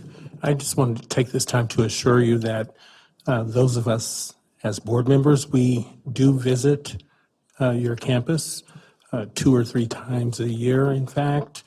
But I'd be willing to come back and take another look and walk through with you. I know that Member Lowfeld and Mike Cassell and Lofer Kemp, we all were on your campus, and I know others have probably visited and will do so as well. So just know that we support you. Thank you. And I shouldn't try to answer this, because I think Assistant Superintendent Bonds and Superintendent Magus will really get to the source. But when we were visiting, and I've shared this with Member Loeffler-Kemp, and I think Member Banks, you might remember this, that when we were there, President Glockley was really very excited, and I think our visit was in October, end of October. He was really excited, and he shared with us the change in the schedule to a block, and allowing students only, he was capitalizing on the time that the students that are in need of the classes, that they were offered, so that then afterwards they could go to work. So that's one thing, that there was a schedule change, and Principal Glockley was was sharing that information, excitedly about, he thought it was really going well and thought that that was cool. So, and then the second thing is he did share with us about why there is cold lunch. So see if this resonates with you. Something about the Minnesota Department of Health telling them that they didn't have adequate like stove or areas within their little kitchen area within ALC to adequately assure that there was no health concerns. So they were told by the Department of Health that they could only be served cold lunch. So I remember that from an HR business services meeting. Sorry to interject, and I know that it's something that we've been aware of. I thought it had been amended or fixed, that issue, so I'm sure they'll look into it more like we've talked about. Yep, we'll look Also, when we're looking ahead to our First Street building, we're taking all that feedback and those issues into consideration to make sure that there's a really nice facility for our ALC that's really important to us. Yep, and you're correct that that was an issue, and I too thought it was resolved. I thought we found a workaround that was agreeable, but we'll look into it to verify, the concerns that have been shared. Thanks. Superintendent Magus? Pretty much what he said. I did just go on, the district website and looked at, my school menus. And I did notice Monday the 3rd at ALC, the lunch entree was tortilla and chips and a cheese cup with assorted vegetables and then some other things. And then when you compare it to look at what Denfeld, which probably is the same at East on that same day, their meal just looked a little bit maybe more robust, and I understand that we're in that position, but Monday the 3rd, Denfeld and East had chicken tenders, potato smiles, assorted vegetables, and I'm just hoping that we can maybe make sure there's some parity when we think about what's happening. And I'm sure I just wanted to maybe take a peek at the difference in the lunch being served. So thank you so much, Representative Taylor, for bringing that forward. Do we have any other questions, or should we move on to the superintendent's report?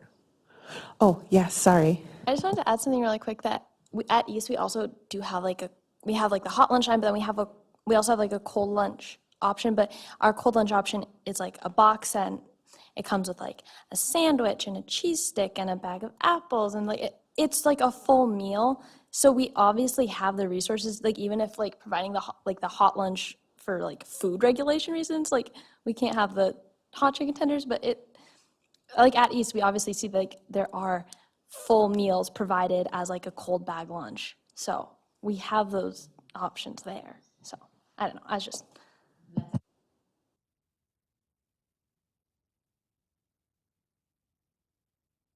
I think this just further exemplifies our desire and opportunity to, first of all, that we love having the student reports, but also thinking about what can we do to have a more robust student voice opportunity through a student advisory group, because then we can have appropriate people at the ready to answer some of the questions. Tonight, I know Executive Director Zunich is out for other reasons, and so she wasn't able to answer some of the questions, but I know she has some of the answers. But I think this just further exemplifies, let's get this going, let's figure it out, and your voices are important, and appreciate it. As far as my superintendent's report, a few other things. I'm sure we could talk all night about the budget reductions and realignments, but I will keep that concise.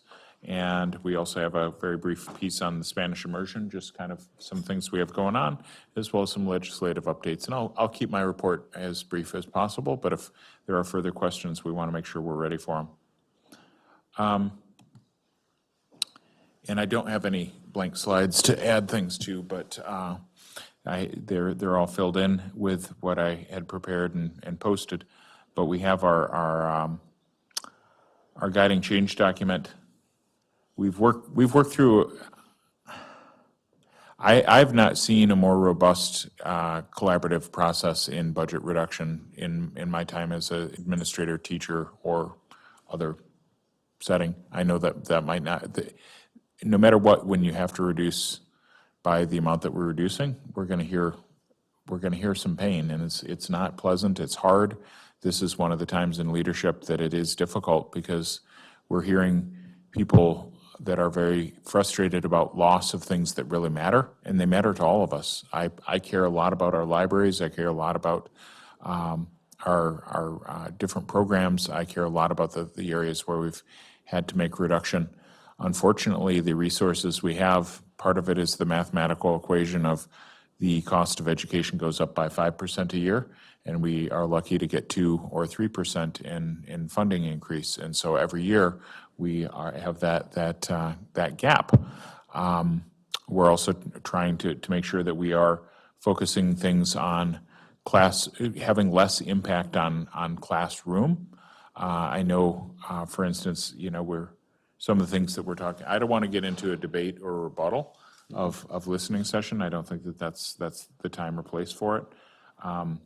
But I would reiterate that the work that our team did, as well as the work that we did with Executive Director Zunich, I've met with probably well over 50 times with various people in the past 6 to 8 months, and we try to be inclusive. But no matter what, when you have to make those reductions, it's difficult. And we can always do better. We always try and think about what, like I think here particularly, student voice. I'd say that student voice is probably the area that we lacked most. We did make some outreach. We have met with a couple of student groups, but it was relatively perfunctory. It was not an in-depth, deep ongoing dialogue with our students, and I think we can do better in that regard. We did talk about the budget reductions and the displacements that we had. The displacements took place after our last regular school board meeting. Those were conversations that were had individually with staff members, and then there were displacement letters sent after that. There is one thing we've talked about too. There's a second round of displacement that comes partly through the scheduling process, and that's something that always, for the most part, when we look at scheduling, what happens is we have course requests come in, and then we look at how many students have signed up for particular courses, and then we make determination how much FTE or staffing is allocated to those courses. So it's based partly on how many people sign up for it. If you have 150 people sign up for Spanish, that's roughly a full-time person because you'd have 5 classes of 30.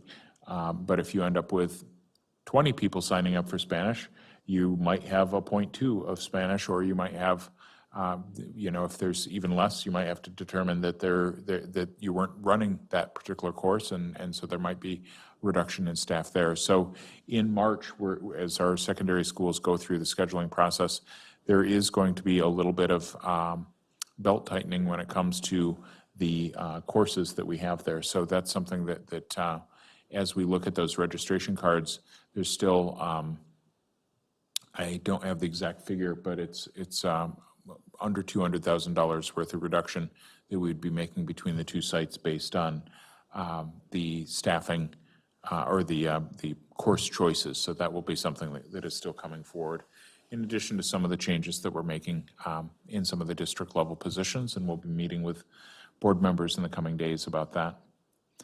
So that is kind of a summary of our budget reductions piece. I'm totally willing to answer any additional questions, but I'll move on for now, and then if we have further questions, we can come back. Spanish immersion, we had the expansion there. I appreciate Director Sparts helped with updating some of the slides. Last night, we had a parent meeting at Myers-Wilkins, and I was glad to attend. It was a great opportunity for collaboration with some of our families, talking about the changes. There will be a couple of other upcoming events this week yet, as you can see there, at both Myers-Wilkins and at Lowell. And then in March, there will be some additional changes there. So I just wanted to, these were some of the things we talked about previously, but we've fleshed them out a little bit more. There's more detail to them, and we want to assure the board, but also our community and our families that we are going to make sure that we scaffold well around this expansion of Spanish immersion. Federal government updates. Again, another area that we could probably talk about all night, but things are such a changing field, it's hard to really pinpoint exactly where we are, but a couple of key points. We continue to monitor some of the federal government changes and their impacts on our schools. Immigration is one thing that we always are focused on. I've met with our adult education English language learner students just to talk about, where are we as a district and what can we do. We also want to think about, looking at what our legal team allows and doesn't allow. And then we're also hearing about potential reductions in the Department of Education as far as funding some of the budget proposals that are being floated about at the congressional level. There may be significant reductions in funding. We are not counting on those things happening, but I think we have to realize that we aren't, it's difficult to know what to count on or not count on related to federal funding at this point. And so we're keeping a very close watch on that. Also, in my meetings with our other Association of Metropolitan School District Superintendents, we're planning to have some additional opportunities for conversation about those funding impacts, and also how can we continue to advocate in a way for the resources that our students need. Then also related to gender identity, that's something that has come up with some of there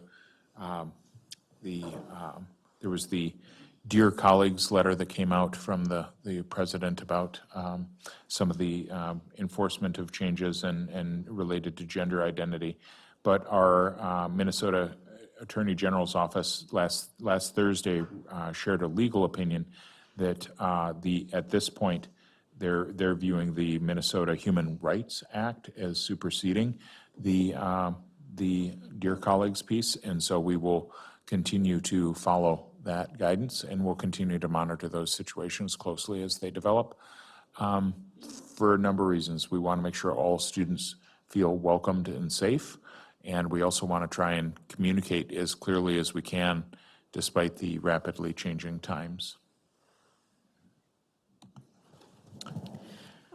I would just add to thinking about funding sources coming from the Department of Education. And the recent budget that the House of Representatives, I believe, passed tonight is looking at taking big chunks of funding out of Medicare and Medicaid. And especially when we think about Medicaid, like 50% of the babies that are born in this country are born not using Medicaid, but are paid for by Medicaid. And so thinking about the structure of this budget, we are going to be having kids that are going to have less access to health care, their physical health care, their mental health care, less access to food if they do what they're proposing for SNAP. So we are just going to have not only thinking about the funding crisis from the Department of Education, but those social services and those social safety nets that we may not have in the future, and thinking about how we educate kids that are coming to school maybe with not as much food, not getting the access to health care that they need. So this is just a very shifting landscape when we think about the health and safety of the kids that are going to be coming through our doors. Very much agreed. And it's a time when I think our thoughts about what's ethical and what's moral come into question too, and how do we continue to do what we need for our students and advocate what we know is needed and what we know is right when it is seeming to face opposition. And I know that might be controversial to say, but I think it's important for us to stand up for what we believe in as a school district and as superintendent, and that's where I'm at. And I know you are as well. Legislative updates. As we mentioned, we prepared for a lot of robust lobbying during the Duluth days. The Duluth and St. County, I need to make sure that we mention Duluth and St. Louis County days at the Capitol. I did testify to support certain aspects of House File 6 during that, mainly the READ Act.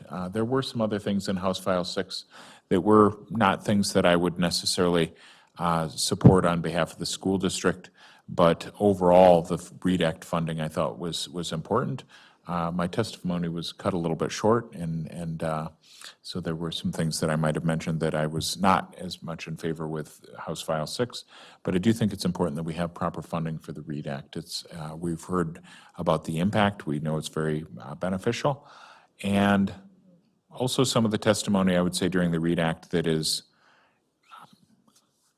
maybe it's a little late, but my opinion, it's pretty dogmatic about science-based reading. I think that knowing quite a bit about literacy, two things can be true. We can need phonemic awareness, and we also can need to make sure that we're teaching in context and exposing kids to books in natural ways and natural settings. And so I think both things can be beneficial to students. And so I think that we need to make sure that we are thinking about that, because the reading wars pendulum has swung from side to side for my entire career, and I think it's important for us to remember that the READ Act and letters training are incredibly important, and it's also important to make sure that we're fostering students' love for learning and reading in context as well.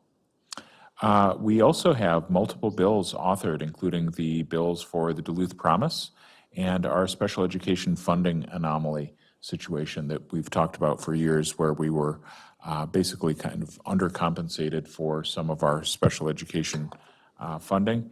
And Member Lofold and I will be testifying early tomorrow morning at the Senate Education Finance Committee. So we'll be leaving after our meeting tonight and heading down. Woohoo!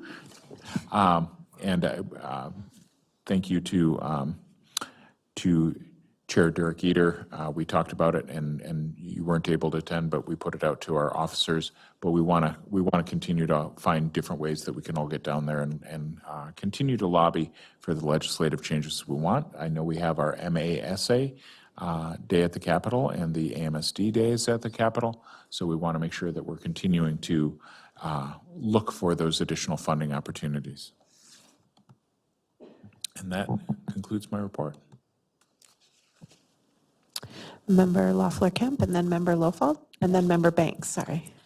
Thank you. Great report. I just wanted to add, I appreciated your legislative updates, and this is really more for the public. When we were at St. Louis County Days, Duluth and St. Louis County Days, we also, many of us attended the Senate Education Finance Committee on February 12th, and the Minnesota Department of Education did an excellent presentation on the success of the Minnesota free school meals programs, and they really tied it into attendance and many other things. And so I just wanted the public to know that there was really an excellent presentation, and any school staff that might want that information, I have the packet here, but it was 212, the Senate Education Finance Committee, the success of Minnesota free school meals. So just more of an informational piece, and we know how important it was for our district. So thank you. So I'm just going to share that when we heard about course registration booklets going out and some of our budgets connected to how those courses fill at the high school level, it struck me that I should ask our student reps too to help us in this journey, because in my years in the classroom with my students, course registration is blown off. They don't do it. They don't understand the courses.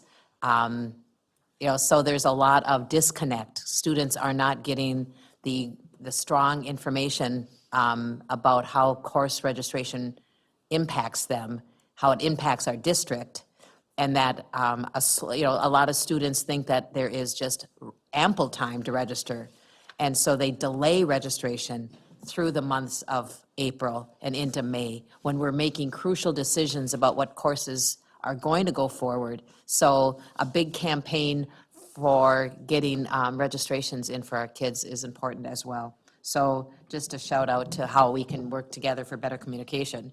but it's a challenge. I just had a question about our Spanish immersion meeting last night. Was that just kind of an open, that's for all families coming to Myers? And then the immersion-specific one is tomorrow night, or this week sometime? I know Brenda left, but just, I think that's how it was written in the PowerPoint, so I'm going to assume that that's right. There was it was a community schools meeting, and it was one of basically one of the main topics was the expansion of Spanish immersion was intended as kind of the key topic for conversation during that meeting. But it was a great event, and I just want to reiterate how.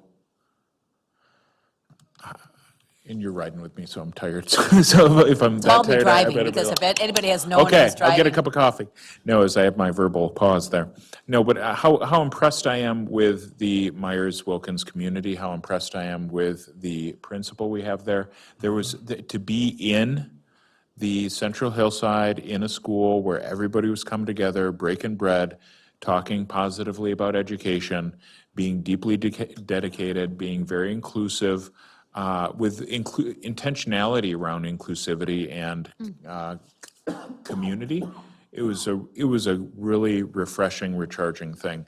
And I think sometimes when we think about family and community engagement, the superficial way of doing that is kind of doing it to the parents in the community, like, hey, we're going to have this event, you should come to it. And really what we should be doing is really truly engaging and making sure that our parents and families are part of our decision-making process. They're feeling welcomed. We have a sense of community. And I thought that it was really nicely cultivated there. And I couldn't be more proud of the leadership that we have there through that process. But as far as the additional meetings, yes, there are additional meetings that are more specific for parents who are interested in further exploring having their kids enter into the Spanish immersion for both kindergarten and first grade. And again, the reasons why just kindergarten and first grade is because once they get a little older, it's too challenging to immerse into a language that you haven't already been, like the second grade students will be too far along for those students at that point. Thank you. Just a quick question I believe, for the superintendent. Maybe somebody else can answer this question. With regard to the legal opinion from last week from our Attorney General, I think that's great. Do you know if he if he has made any similar opinions with regard to diversity, equity, and inclusion overall? Not that I'm aware of, but there was just and I think I forwarded it, I'll double check to make sure, but Commissioner Jett, who I also spoke with yesterday, he sent out some information related to some of the diversity, equity, inclusion aspects of the work. I think we're all working in a difficult time where we're trying to determine how do we continue the work that's important without sticking our necks out and getting our heads chopped off, so to speak. Sorry, but that's the way it feels. I would just add quick that National Association of Diversity Officers for the colleges, I was just trying to pull this up, has sued in federal court over some of the stuff that's happening in higher education. So the National Association of Diversity Officers in Higher Education has sued the Trump administration around some of their language and grants over diversity, equity, and inclusion. And the courts talked about how you can't punish speech. So it's really coming to, so the courts are working it out. I'm a little bit more familiar with higher education, but in terms for K through 12 public education, I'm assuming that would come down there as well. Yeah, that's why I asked the question as to whether our Attorney General went to the next level and said, hey, we're not going to adhere to that either. So thank you. I think it does bring up a lot of questions, though. I mean, we've talked tonight, we heard from our APAC group, for instance, what are we doing to make sure that we're recruiting and retaining diverse representative parents, or not parents, but employees that look like our students. We think about what are we, next month, we mentioned that at the Committee of the Whole, we have what are, a report on what are we doing for recruiting and retaining and grow your own programming and such. I think it's central to the work that we do to try and make sure that the people that we have serving our students represent our students well and can empathize and identify with our students. Can I just jump in and say that in talking with my colleagues at our Board of School Administrators, who are all teachers and superintendents, the D in DEI is also very much connected to disabilities and students. So special education funding, there's movement currently in states across the country to not fund at all. So sometimes when we're going down to the state legislature with a big ask to fund our cross-subsidy, I mean, we open up, that conversation as well, because there are states in our country who are taking special education out of public schools currently in their legislative offerings to not offer the idea for special education. That's kind of scary. And I would add that it also includes women. As a father of two young adults, I mean, the DEI also under attack are things related to women. When we talk about increasing the amount of women who are in certain professions and fields, there are lots of efforts out there to increase participation in engineering and STEM, for women who are white, black, brown, doesn't make a difference. So, so it's bigger than just what I think some folks are focused on, which is mostly race, but it's the ramifications are wide, and so we just all need to be aware of that and figure out how we're going to continue to advocate for what's right for everyone.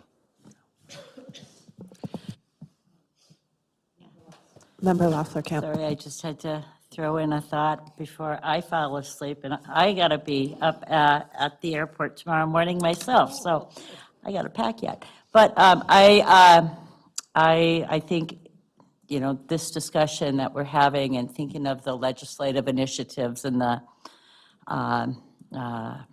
what's happening federally just really speaks to the important role that we all have as school board members and city councilors and county commissioners at the local level. We have a lot we can control at the local level, and that weighs on me a lot as these national decisions are being made. So I just think, the work we're doing as board members and our colleagues around the region, it's so important right now, and it's so important that we are laser focused on doing right for our staff and doing right for our students. So I'll just add that. And I know this board is focused on that. Seeing, Sorry, this is backtracking quite a bit, but I just wanted to respond to what Member Lofald was saying about course registration, that I think that in past years that really has been an issue, and I feel like this year, at least at East, our counselors did a phenomenal job of, every class had a meeting in the auditorium to talk about course registration. We went through what our options were, what requirements we needed. They talked about whether, how to determine if an AP or CITS class is the best for you. We heard a lot about new electives. So I definitely think if, we learned about how we did the registration in our classes, but then we were told how to get in contact with people if we needed to change it later on. And I know, like, for student government, the date that we need to have our board for student government chosen next year got way moved up. So then those class lists are finalized much further in advance. So I know that's like such a side topic, but I just wanted to respond to that and say that I think this year we did a really good job of it. So if that's an issue you see in other schools, I'd say the East counselors did a phenomenal job there. So that'd definitely be a good place to start if that's something you want to see improvement in. Respond back, but I know that Denfeld counselors do as well, but as a former teacher there, I just know that it just falls away from many of our students.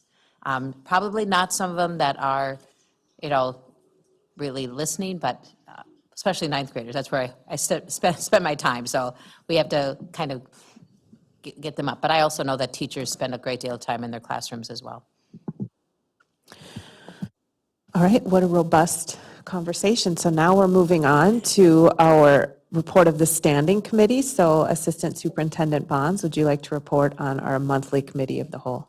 Yes, and I'll keep it brief because it was a meeting that had only two presentations. And so I want to thank Todd McGowan, who is our coordinator for MTSS, mental health, and social emotional behavioral. He has a long title.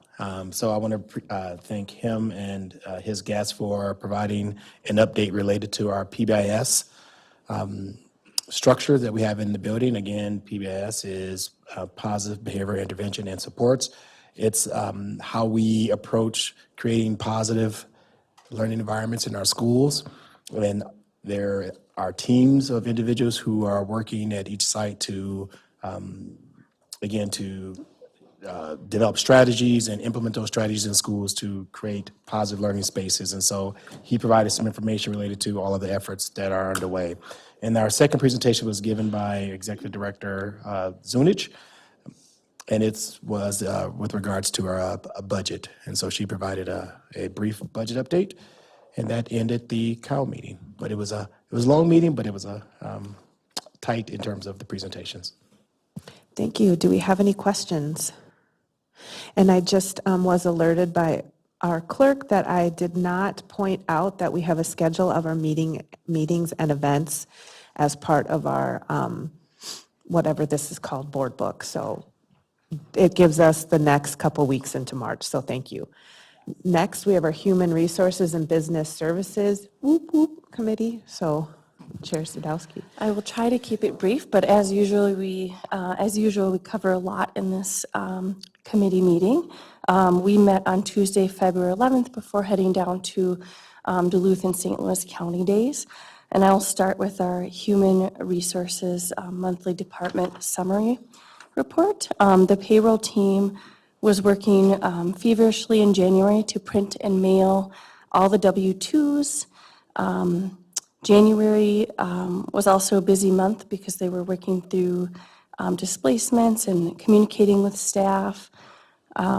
In January, the HR leadership team attended the MASPA Winter Conference.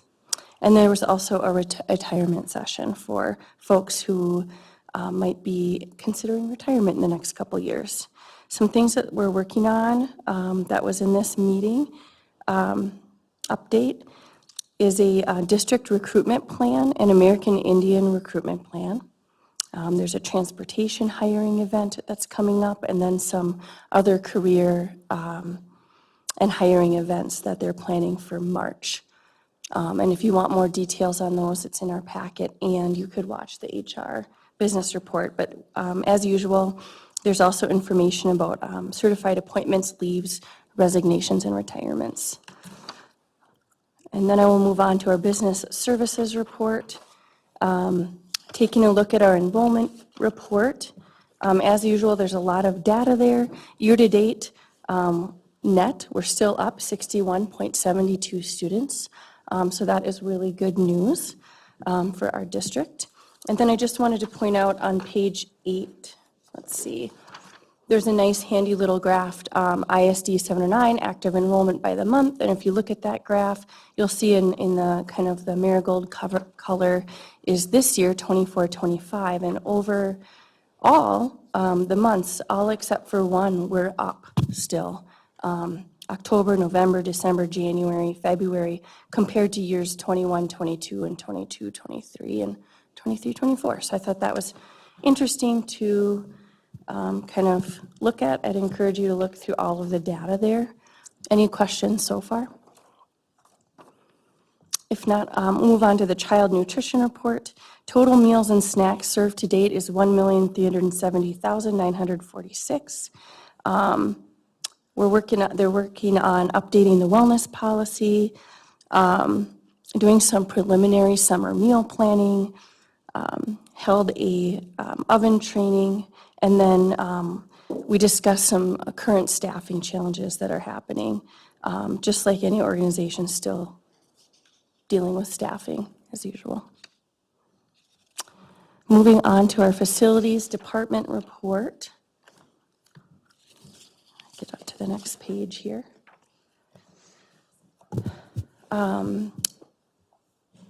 Myers-Wilkin gym repairs are completed, so that was kind of the exciting news for facilities. Our students at Myers-Wilkins are able to get into the gym full-time, run around, not just half the gym. That was really good to hear. Things that we're working on coming up, the solar project installation, a build-out for some new classroom spaces at Myers-Wilkins, and a few other things. There was also a retirement staff, Scott Cobb, no, he was rehired, sorry. He was rehired to the district as a part-time painter, and we kind of had a conversation about that and how significant that is to our buildings, and we're really happy to have him back. Any questions? Can I just chime in about? Yep. So Scott was in Denfeld last week when I was there working with the speech program, and he was the painter when I was in the classroom, and he was just so excited that this opportunity kind of opened up. He retired the same year I did, and just really appreciated the idea of being able to come back in. So when listening to the HR finance, I just thought, oh, I just saw him. That was so cool. Perfect. And our buildings will be just kept fresh and clean, and that'll be great. Nothing like a fresh coat of paint, I think. But I'll move on to our safety report, which was kind of a new report. I think before it was maybe included in other areas.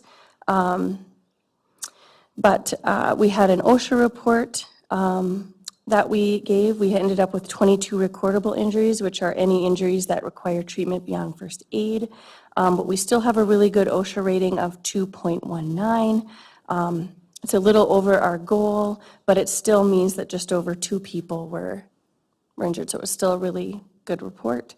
Some things that we're working on coming up are some fire inspections. And then if you look at the report, you'll see a bunch of different interesting categories: audits and inspections, regulatory reporting, system technology updates, training, and then waste disposal. So all these things that are really important to make sure we keep our schools safe. But I just wanted to highlight under the training that Lexi was awarded Minnesota Department of Public Safety Homeland Security and Emergency Management certification for school emergency management. So that's really good to hear. And when I think about our student report on safety, hopefully that'll kind of trickle down and can make sure that we're communicating on safety a little bit more. Moving on to our technology report. The transition from former manager Bart Smith to our current manager Peter Graves seems to be going very smoothly. We want to thank Bart for all the conversations for just making that transition go smoothly for Peter and then the technology team. Some things that they're working on right now, on getting the network to stabilize, and then of course ongoing phishing campaigns, always an issue. And then over the summer they're planning to do a big switch from Windows 10 to Windows 11. So I'm sure that'll be a lot of work for them, and I'm sure there's a lot of planning kind of moving forward. And then I will move on to our transportation department report. Continue to route students, keeping the buses on the road and safely transporting our students. Right now they're working on system improvements like finalizing the back end of some field trip software. And things like that are just kind of streamlining processes to save time and improve efficiencies. In the staffing report, we're still running on an average of 14% absenteeism with our drivers. But as we said and talked about in our meeting, that is kind of in line with what maybe a Voyager bus company would be seeing as well. And we were also able to hire a new bus driver trainee and a driver, which was great. Any questions so far? All right, well, we'll move on to our resolution. The resolutions that we have this time is the acceptance of donations to Duluth Public Schools, and I'll bring that one forth a little bit later, but I'd encourage you all to take a look at the generous donations to Duluth Public Schools from our community members. Then I'll move on to our consent agenda. That's where we have a more detailed information for our HR staffing report. We also have our financial report. I would just point out really quickly, as you look at our financial report each month, you'll see our different funds. Those funds are restricted to paying for certain things. For example, our general fund, that's primarily where we fund our teachers out of. Whereas, for example, projects that we're doing for the First Street build-out, our solar, those are coming from different funds, and we're not able to spend those funds on other things like salaries. So I think it's just really important to kind of point that out as we see, as we all know, that we're having to make these really difficult budget cuts, and sometimes members of our community have those questions about, well, why are you building this building or doing the solar when we're having to cut staff? And really, we don't have the flexibility to dip into certain funds for paying for salaries. So I just wanted to point that out. Any questions on any of that?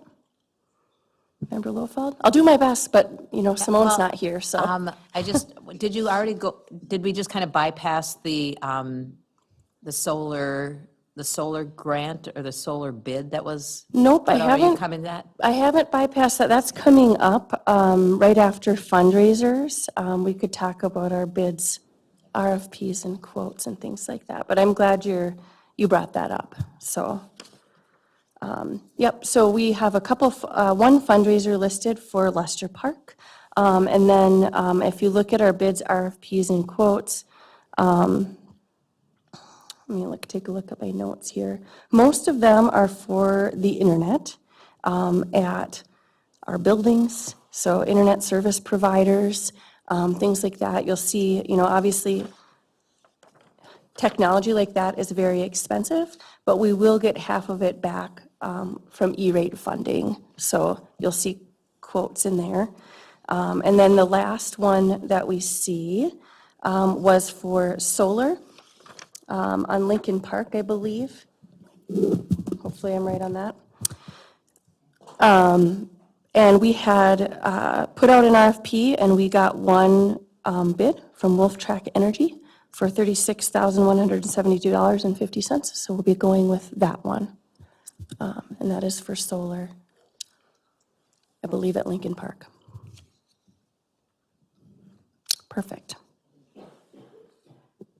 At your HR finance, no, I don't think anybody shared that, but, I mean, that would be great, but is the 36, is that bid then shared with the city and with Minnesota Power? Because that was a partnership, or is this the one that's going here? Or where are we at? Well, we'll just have to get back, information. That'll be I fine. think we should wait for Simone to answer that. I'm going off of my memory, and I'm a little tired, obviously, because it's getting late, but. We just need to celebrate that there's some movement on the solar project, so that's good news. Absolutely. It's really good to celebrate that we have movement on both of them, so, and we're very thankful that we got a good bid on that. Perfect. Let's see here. We don't have any contracts, change orders, or leases. If you look at our expenditure contracts, there's a lot of them. Hopefully you looked through. Some of them are smaller and some of them are bigger, but a lot of different ones there. And then if we look at our no-cost contracts, I'll move over here. We have two that I would point out, because those are always nice, no-cost contracts. But we have the College of St. Scholastica to continue to offer the Pathways to Teaching course for the 25-26 school year, which is a CITS agreement. And then there's one for Boost My School, which is a trial program for Lincoln Park Middle School fundraising efforts. And we don't have any revenue contracts. And then for grant applications, I did want to point out a few. I would really recommend taking a look at the list of them if you haven't. So these are not necessarily grants that we received, but like letting the board know that they are writing these grants and they're going to submit them, and so we will approve those tonight just to be able to apply. But a couple that I wanted to point out, one was to the Minnesota Department of Education, $200,000, and the funds, if we receive them, would be used to pay for dedicated FTE to work on MTSS implementation.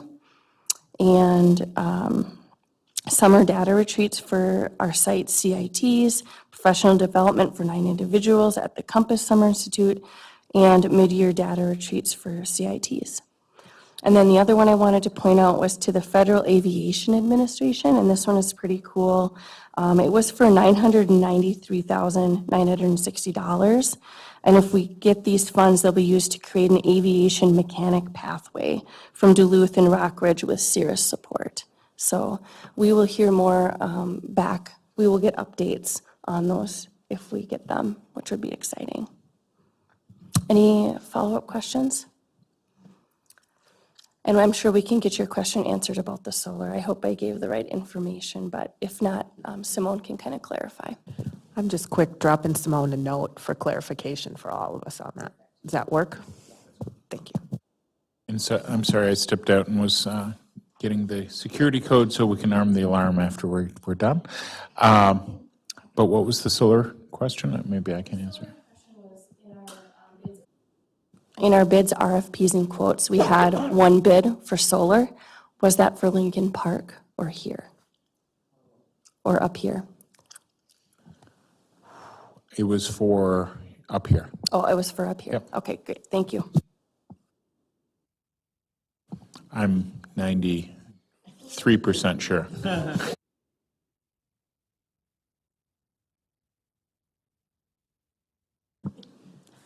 what she gets for. Member Loeffler.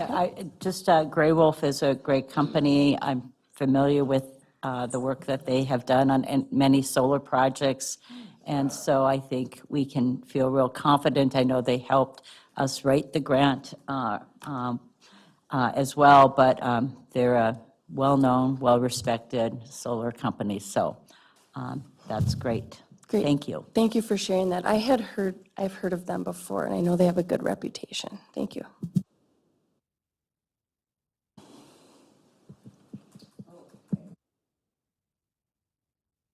Now we move on to policy with Chair Loeffler. Thank you. And so 107 pages of policies, 10 policies, 2 regulations. I'm trying to condense this, but I do want, especially for our student reps, to know that when our policy committee started about 5 years ago, we always want to read the purpose of the policy publicly, just so people are clear on that.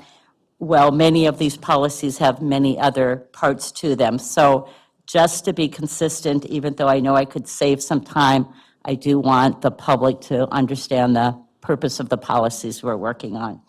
So here goes. And again, thank you, Member Michael and Member Wofold for being a part of this committee. Policies for the first reading, we have 2. We have policy 525, violence prevention. And I want to just kind of lead in on, well, I'll read the purpose. The purpose of this policy is to recognize that violence has increased and to identify measures that the school district will take in an attempt to maintain a learning and working environment that is free from violent and disruptive behavior. The school board is committed to promoting healthy human relationships and learning environments that are physically and psychologically safe for all members of the school community. It further believes that schools are the first priority and they should be protected from physical or emotional harm doing school activities and on school grounds, buses, or field trips while under school district supervision. This is a new policy, but it falls under our 500 series, which is all related to students. And there's 40 different policies in the 500 series. And so we do cover many things that are in this policy already, but this is a new policy that Jason Crane has brought forward, and it will probably be a policy that we will have a couple different meetings on because we are bringing together many of our professional staff across the district to review it, and there's a number of other 500 policies embedded in this policy. So I just wanted to do a little bit of that explanation that we've had other policies like this where we might start the conversation and we might have a couple different readings. Often we just do 2 readings, but this particular policy will probably have a couple different readings.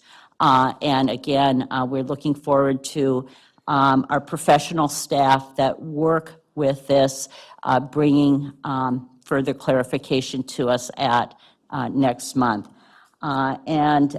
So that, again, this is a new policy.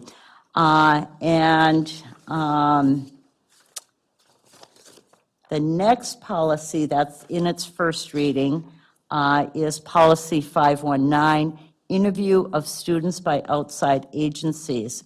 And the purpose of this policy is there are occasions in which persons other than school district officials and employees find it necessary to speak with a student during the school day. Student safety and disruption of the educational program is of concern to the school district. The purpose of this policy is to establish the procedures for access to students by authorized individuals during the school day. We did talk about getting advice from our district attorney just to clarify this policy with current conditions, and that we would like to see a regulation with this policy as well. And again, this is in its first reading. Okay? And it's a new policy. Policies for second reading is Policy 806, which we've spent a lot of time on in our policy meeting.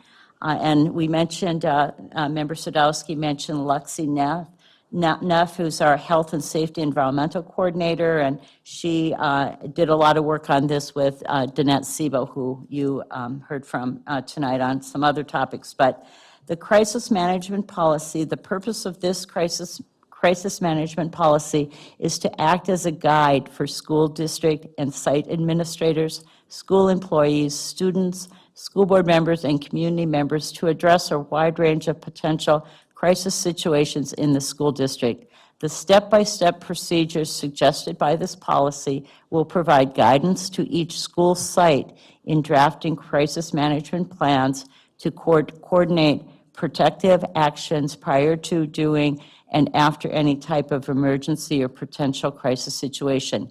Each school district should develop tailored site-specific crisis management plans for each school site in the school district, and the sections or procedures may be added or deleted in these crisis management plans based on site needs. The school district will engage in ongoing emergency planning within the school district and with emergency responders and other relevant community organizations.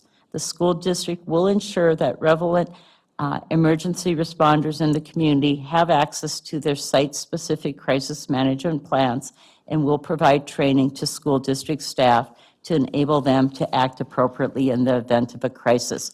And again, we've had crisis management policies. This is a review of it, and a lot of changes were made, and often a lot of changes come from legislative changes.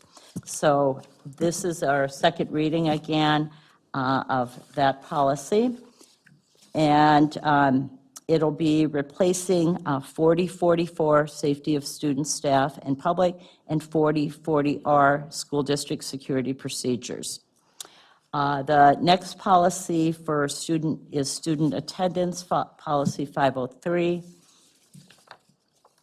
And the purpose of this policy is the school board believes that regular school attendance is directly related to success in academic work, benefits students socially, provides opportunities for important communications between teachers and students, and establishes regular habits of dependability important to the future of the student.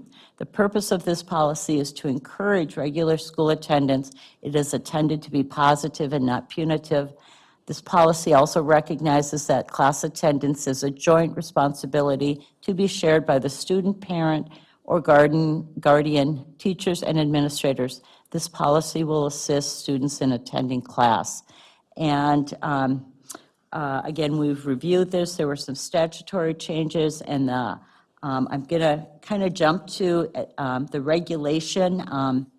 I'll be reviewing later on in the agenda, but what's new with this is also there's a new form that we will touch on under regulations and forms that goes with this policy. The next policy is, are you guys still with me? Okay. Okay. Okay. I got it too, Jill. Thank you, though. Just letting you know that. Yep, so policy 516, and again, for review for students, that this is often legislative changes are why we're reviewing them, or we might be adding some regulation changes. But 516, student medication and telehealth. So the title has changed on this one. The purpose of this policy is to set forth the provisions that must be followed when administering non-emergency prescription medication to students at schools. Many areas of this policy was reformatted as well. And again, if you go to the back, you'll see some of the legislative changes, statute changes that were required to be made. We actually did review this policy and adopted it this fall. So again, because of statutory changes, or not this fall, it was in 2023. Okay, so the next policy is 532, use of peace officers and crisis teams to remove students with IEPs from school grounds. The purpose of this policy is to describe the appropriate use of peace officers and crisis teams to use a restrictive procedure or remove, if necessary, a student with an individualized education program, IEP, from school grounds. And again, legislative changes, and that some of the changes just give greater clarity to what we are doing. And again, you can see where the state statute changes are on that one. We do have a separate policy for special ed with holds as well. So the next policy is policy 535, service animals in schools. The purpose of this policy is to establish parameters for the use of service animals by students, employees, and visitors within school buildings and on school grounds. And this really guides our district in those parameters.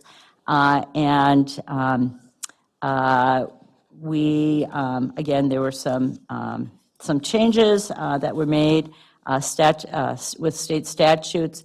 The last time we reviewed this policy, which was in 2022, we spent a lot of time on it. And again, want to thank Jason Crane on that.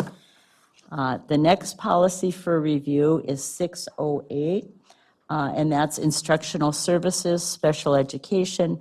The purpose of this policy is to set forth the position of the school board on the need to provide special educational services to some students in the school district. And again, legislative changes are why we're reviewing this. And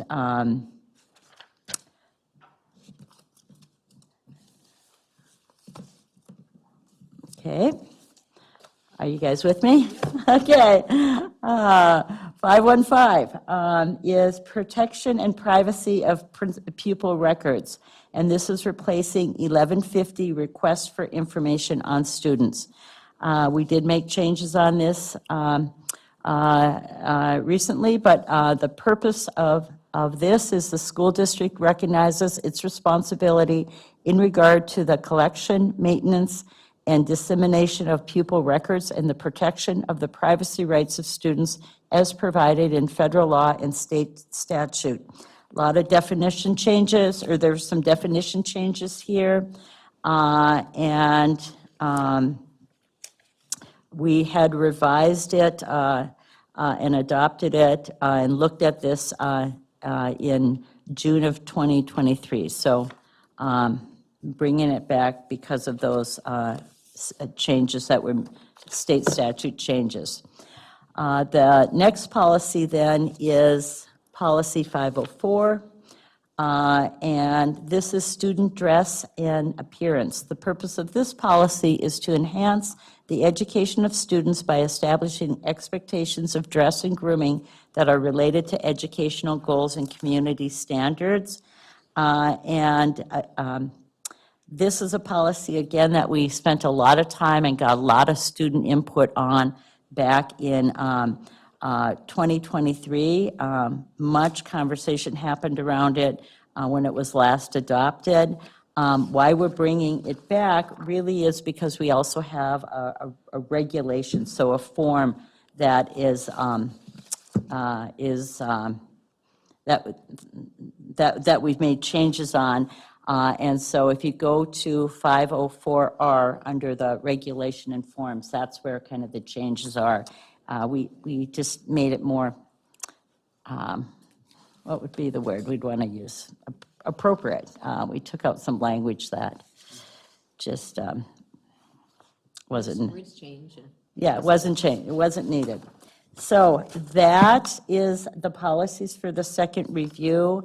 And then the only thing I would say is under regulations, again, I reviewed the student dress. There's a new form for for informational purposes, 503F, the form to appeal for excused absences. And you all got a copy of that, and I did want to say, oh, here it is. So again, more for informational purposes, but if you go to the end of it, I just want to note the Minnesota statute 120A22 that this form really is attached to, and the language of it. And this is in the Student Family Handbook. Okay? So that, we had lots of great discussion in our policy committee, and we're just doing great work, really tackling lots of policies. And right now, a lot of policies around the 500 series. So any questions? Okay. Okay, so I just want to lift up the second reading for 806 and going to Member Dean, that it's that crisis management policy. We need more work. You're spot on with how you are listening to your student voices, but we do spend a lot of time on crisis management, and I would hope, and I think I can be fairly assured that the staff at East and at Denfeld and in all of our buildings know this policy, and it's hanging on the walls in all of our buildings. But we still need to make sure our students understand that our teachers are very concerned about safety and about crisis management, whether it is a gas leak or if it's something a little bit more, looming. So I hope you can come back and communicate that as well. But that's the policy, and it is, it is important, and it is it is kind of a lengthy one, as well as the 515 is 29 pages long as a policy for our privacy of pupil records, which is very important at this time in our state and in our world. Thank you. So And Good work. I would just add, one of the wonderful things about being a school board member is we learn a lot about policies, because that's such an important part of our job, is to work with policies. And so as a way to educate, other students, all of our policies are on our website. You could have a heyday of just reading through policies one night, have a policy read with ice cream or something. But there's just a lot of work goes into making sure we have policies that meet our state statutes, which many policies do. And it's all about protecting our students and our staff in multiple policies. So I add that, and as I wrap up this part of my report, I just also want to thank again Patty Paquette, who is the keeper of our policies and moves our policies to our first and second reading, and with all the revisions that we provide and make. So, thank you. Okay. Yep, I'll keep it brief in that the crisis management one, I know there was a lot of efforts put in place to communicate and educate our families as well as our students through various videos that were sent out related to what lockdown means and secure and so forth. I know there's a lot of information sent out to students and families, and I'm just, we'll take a look at maybe how it was received or how students actually viewed those things, and maybe we need to do a refresher or just do a better job of making sure we have, during the school day, opportunities for students to actually review those materials and read those materials versus sending them out and thinking that students might read them or families might read them.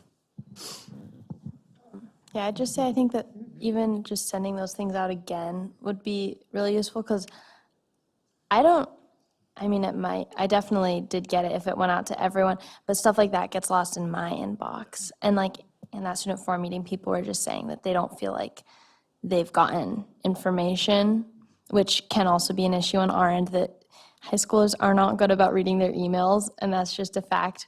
And I also feel like this is really important information. I took notes of those policy numbers, so I'll try to share some of that back out to them. Excellent. And, encourage students to pull out that handbook, because so much of our handbook is about policies. So, thank you.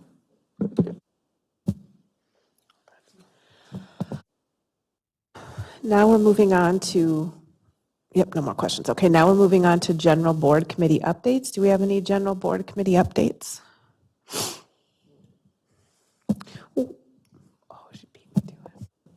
Member Williams. I have very lengthy updates on all of my committees. Just kidding. Parks and Rec was canceled because of St. Louis County and Duluth days. Yay. I had to leave EAC early, but we did have a speaker. Give me a second, I wrote it down. Oh, our FIC coordinator, Lindsay Bruce, and I'm sure other things happened, but I had to leave early. And that's what I have. I think I missed APAC in February. Thank you. Do we have any other? Member Lofeld, and then Member Loeffler-Kemp, and then Member Lofeld. Just because I want the public to hear, particularly the public that might be our school staff, that March 1st, 2025 is the deadline for writing a Duluth Superior Community Foundation Endowment Fund grant. So March 1st is the deadline to get those grants written. Okay. Member Lofeld? So did I miss did you say there was a speaker there? Okay, it's late. That's,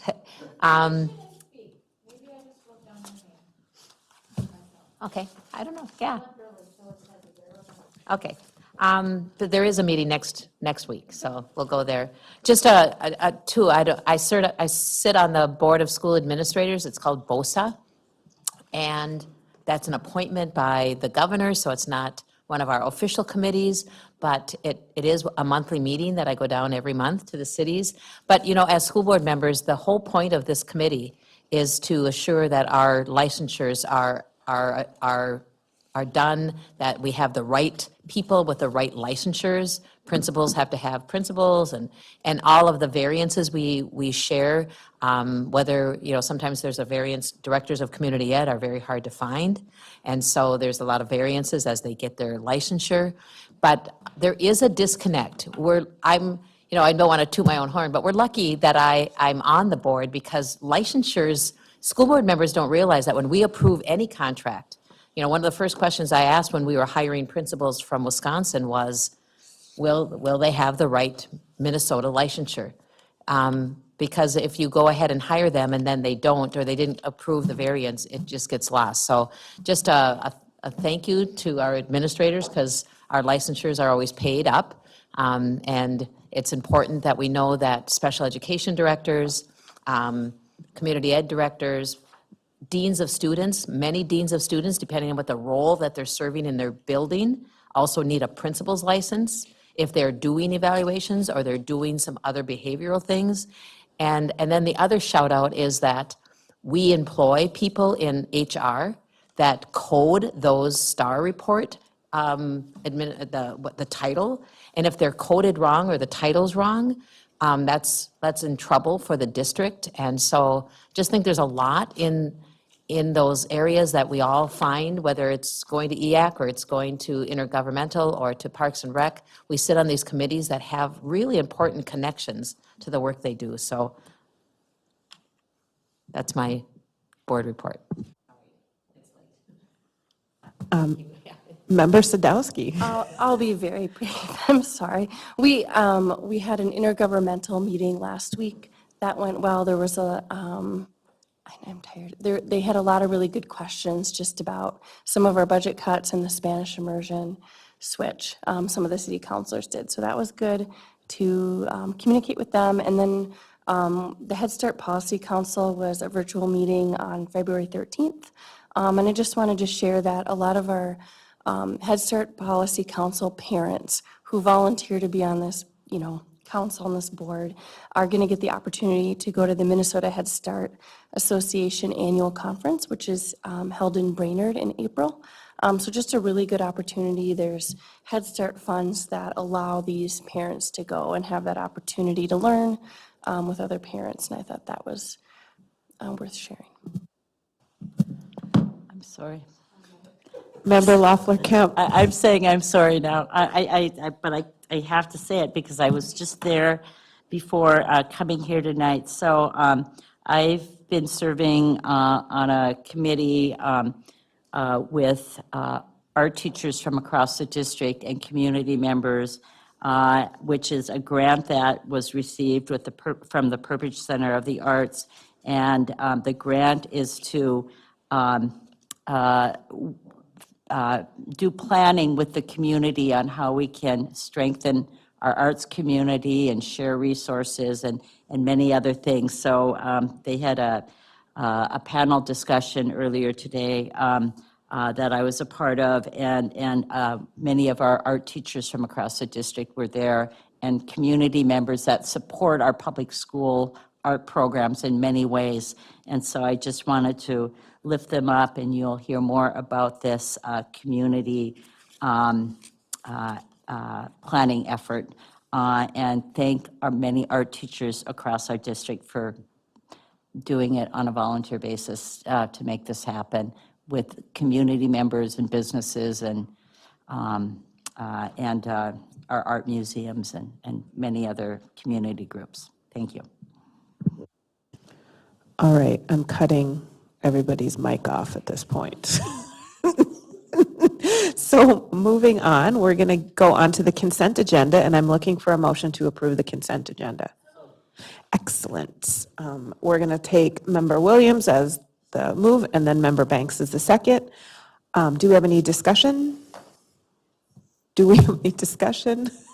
Do we have any discussion? Seeing no further discussion, all those in favor, please signify by saying aye. Aye. Opposed? Motion carries. We have approved our consent agenda. Moving on to number 12, resolution from committee reports. We have acceptance of donations to the Duluth Public School. Throwing it to you, Member Sadowski. All right, I'm going to move, where is it? Resolution B-2-25-4089, acceptance of donations to Duluth Public Schools. So whereas Minnesota Statute 465.03 requires the school district to accept donations by resolution, I am moving this forward. On there, you will see a lot of in-kind donations, which is great. Everything from a telescope, fabric samples, winter gear, case of Kleenex, knitted mittens. And then there were also some other financial contributions that were going to a couple field trips. So I move that resolution. Do we have a second? Member Lofeld seconded. Do we have any discussion? Do we have any discussion? Do we have any discussion? Seeing no further discussion, all those in favor of this motion, please say aye. Opposed? Motion carries. Moving on to our next special resolution and action items, I'll throw it to Member Lofeld. Actually, me. No, I'm sorry, Member Loeffler Kemp. I move Resolution SP 225-4090, school board member attendance at NSBA, MAZA, and AMSD Days at the Capitol. Resolve that Independent School District 709, St. Louis County, pay, cost, and Curtis per district policy for school board members to attend Days at the Capitol on March 10th and March 24th. Do we have a second? Member Williams seconded. Do we have any discussion? Do we have any discussion? Do we have any discussion? Seeing no discussion, all those in favor of this motion, please signify by saying aye. Aye. Opposed? Motion carries. We have no questions or anything else, and now we move on to adjournment. Do we have a motion for adjournment? Member Banks moves. Do we have a second? We don't need discussion on this.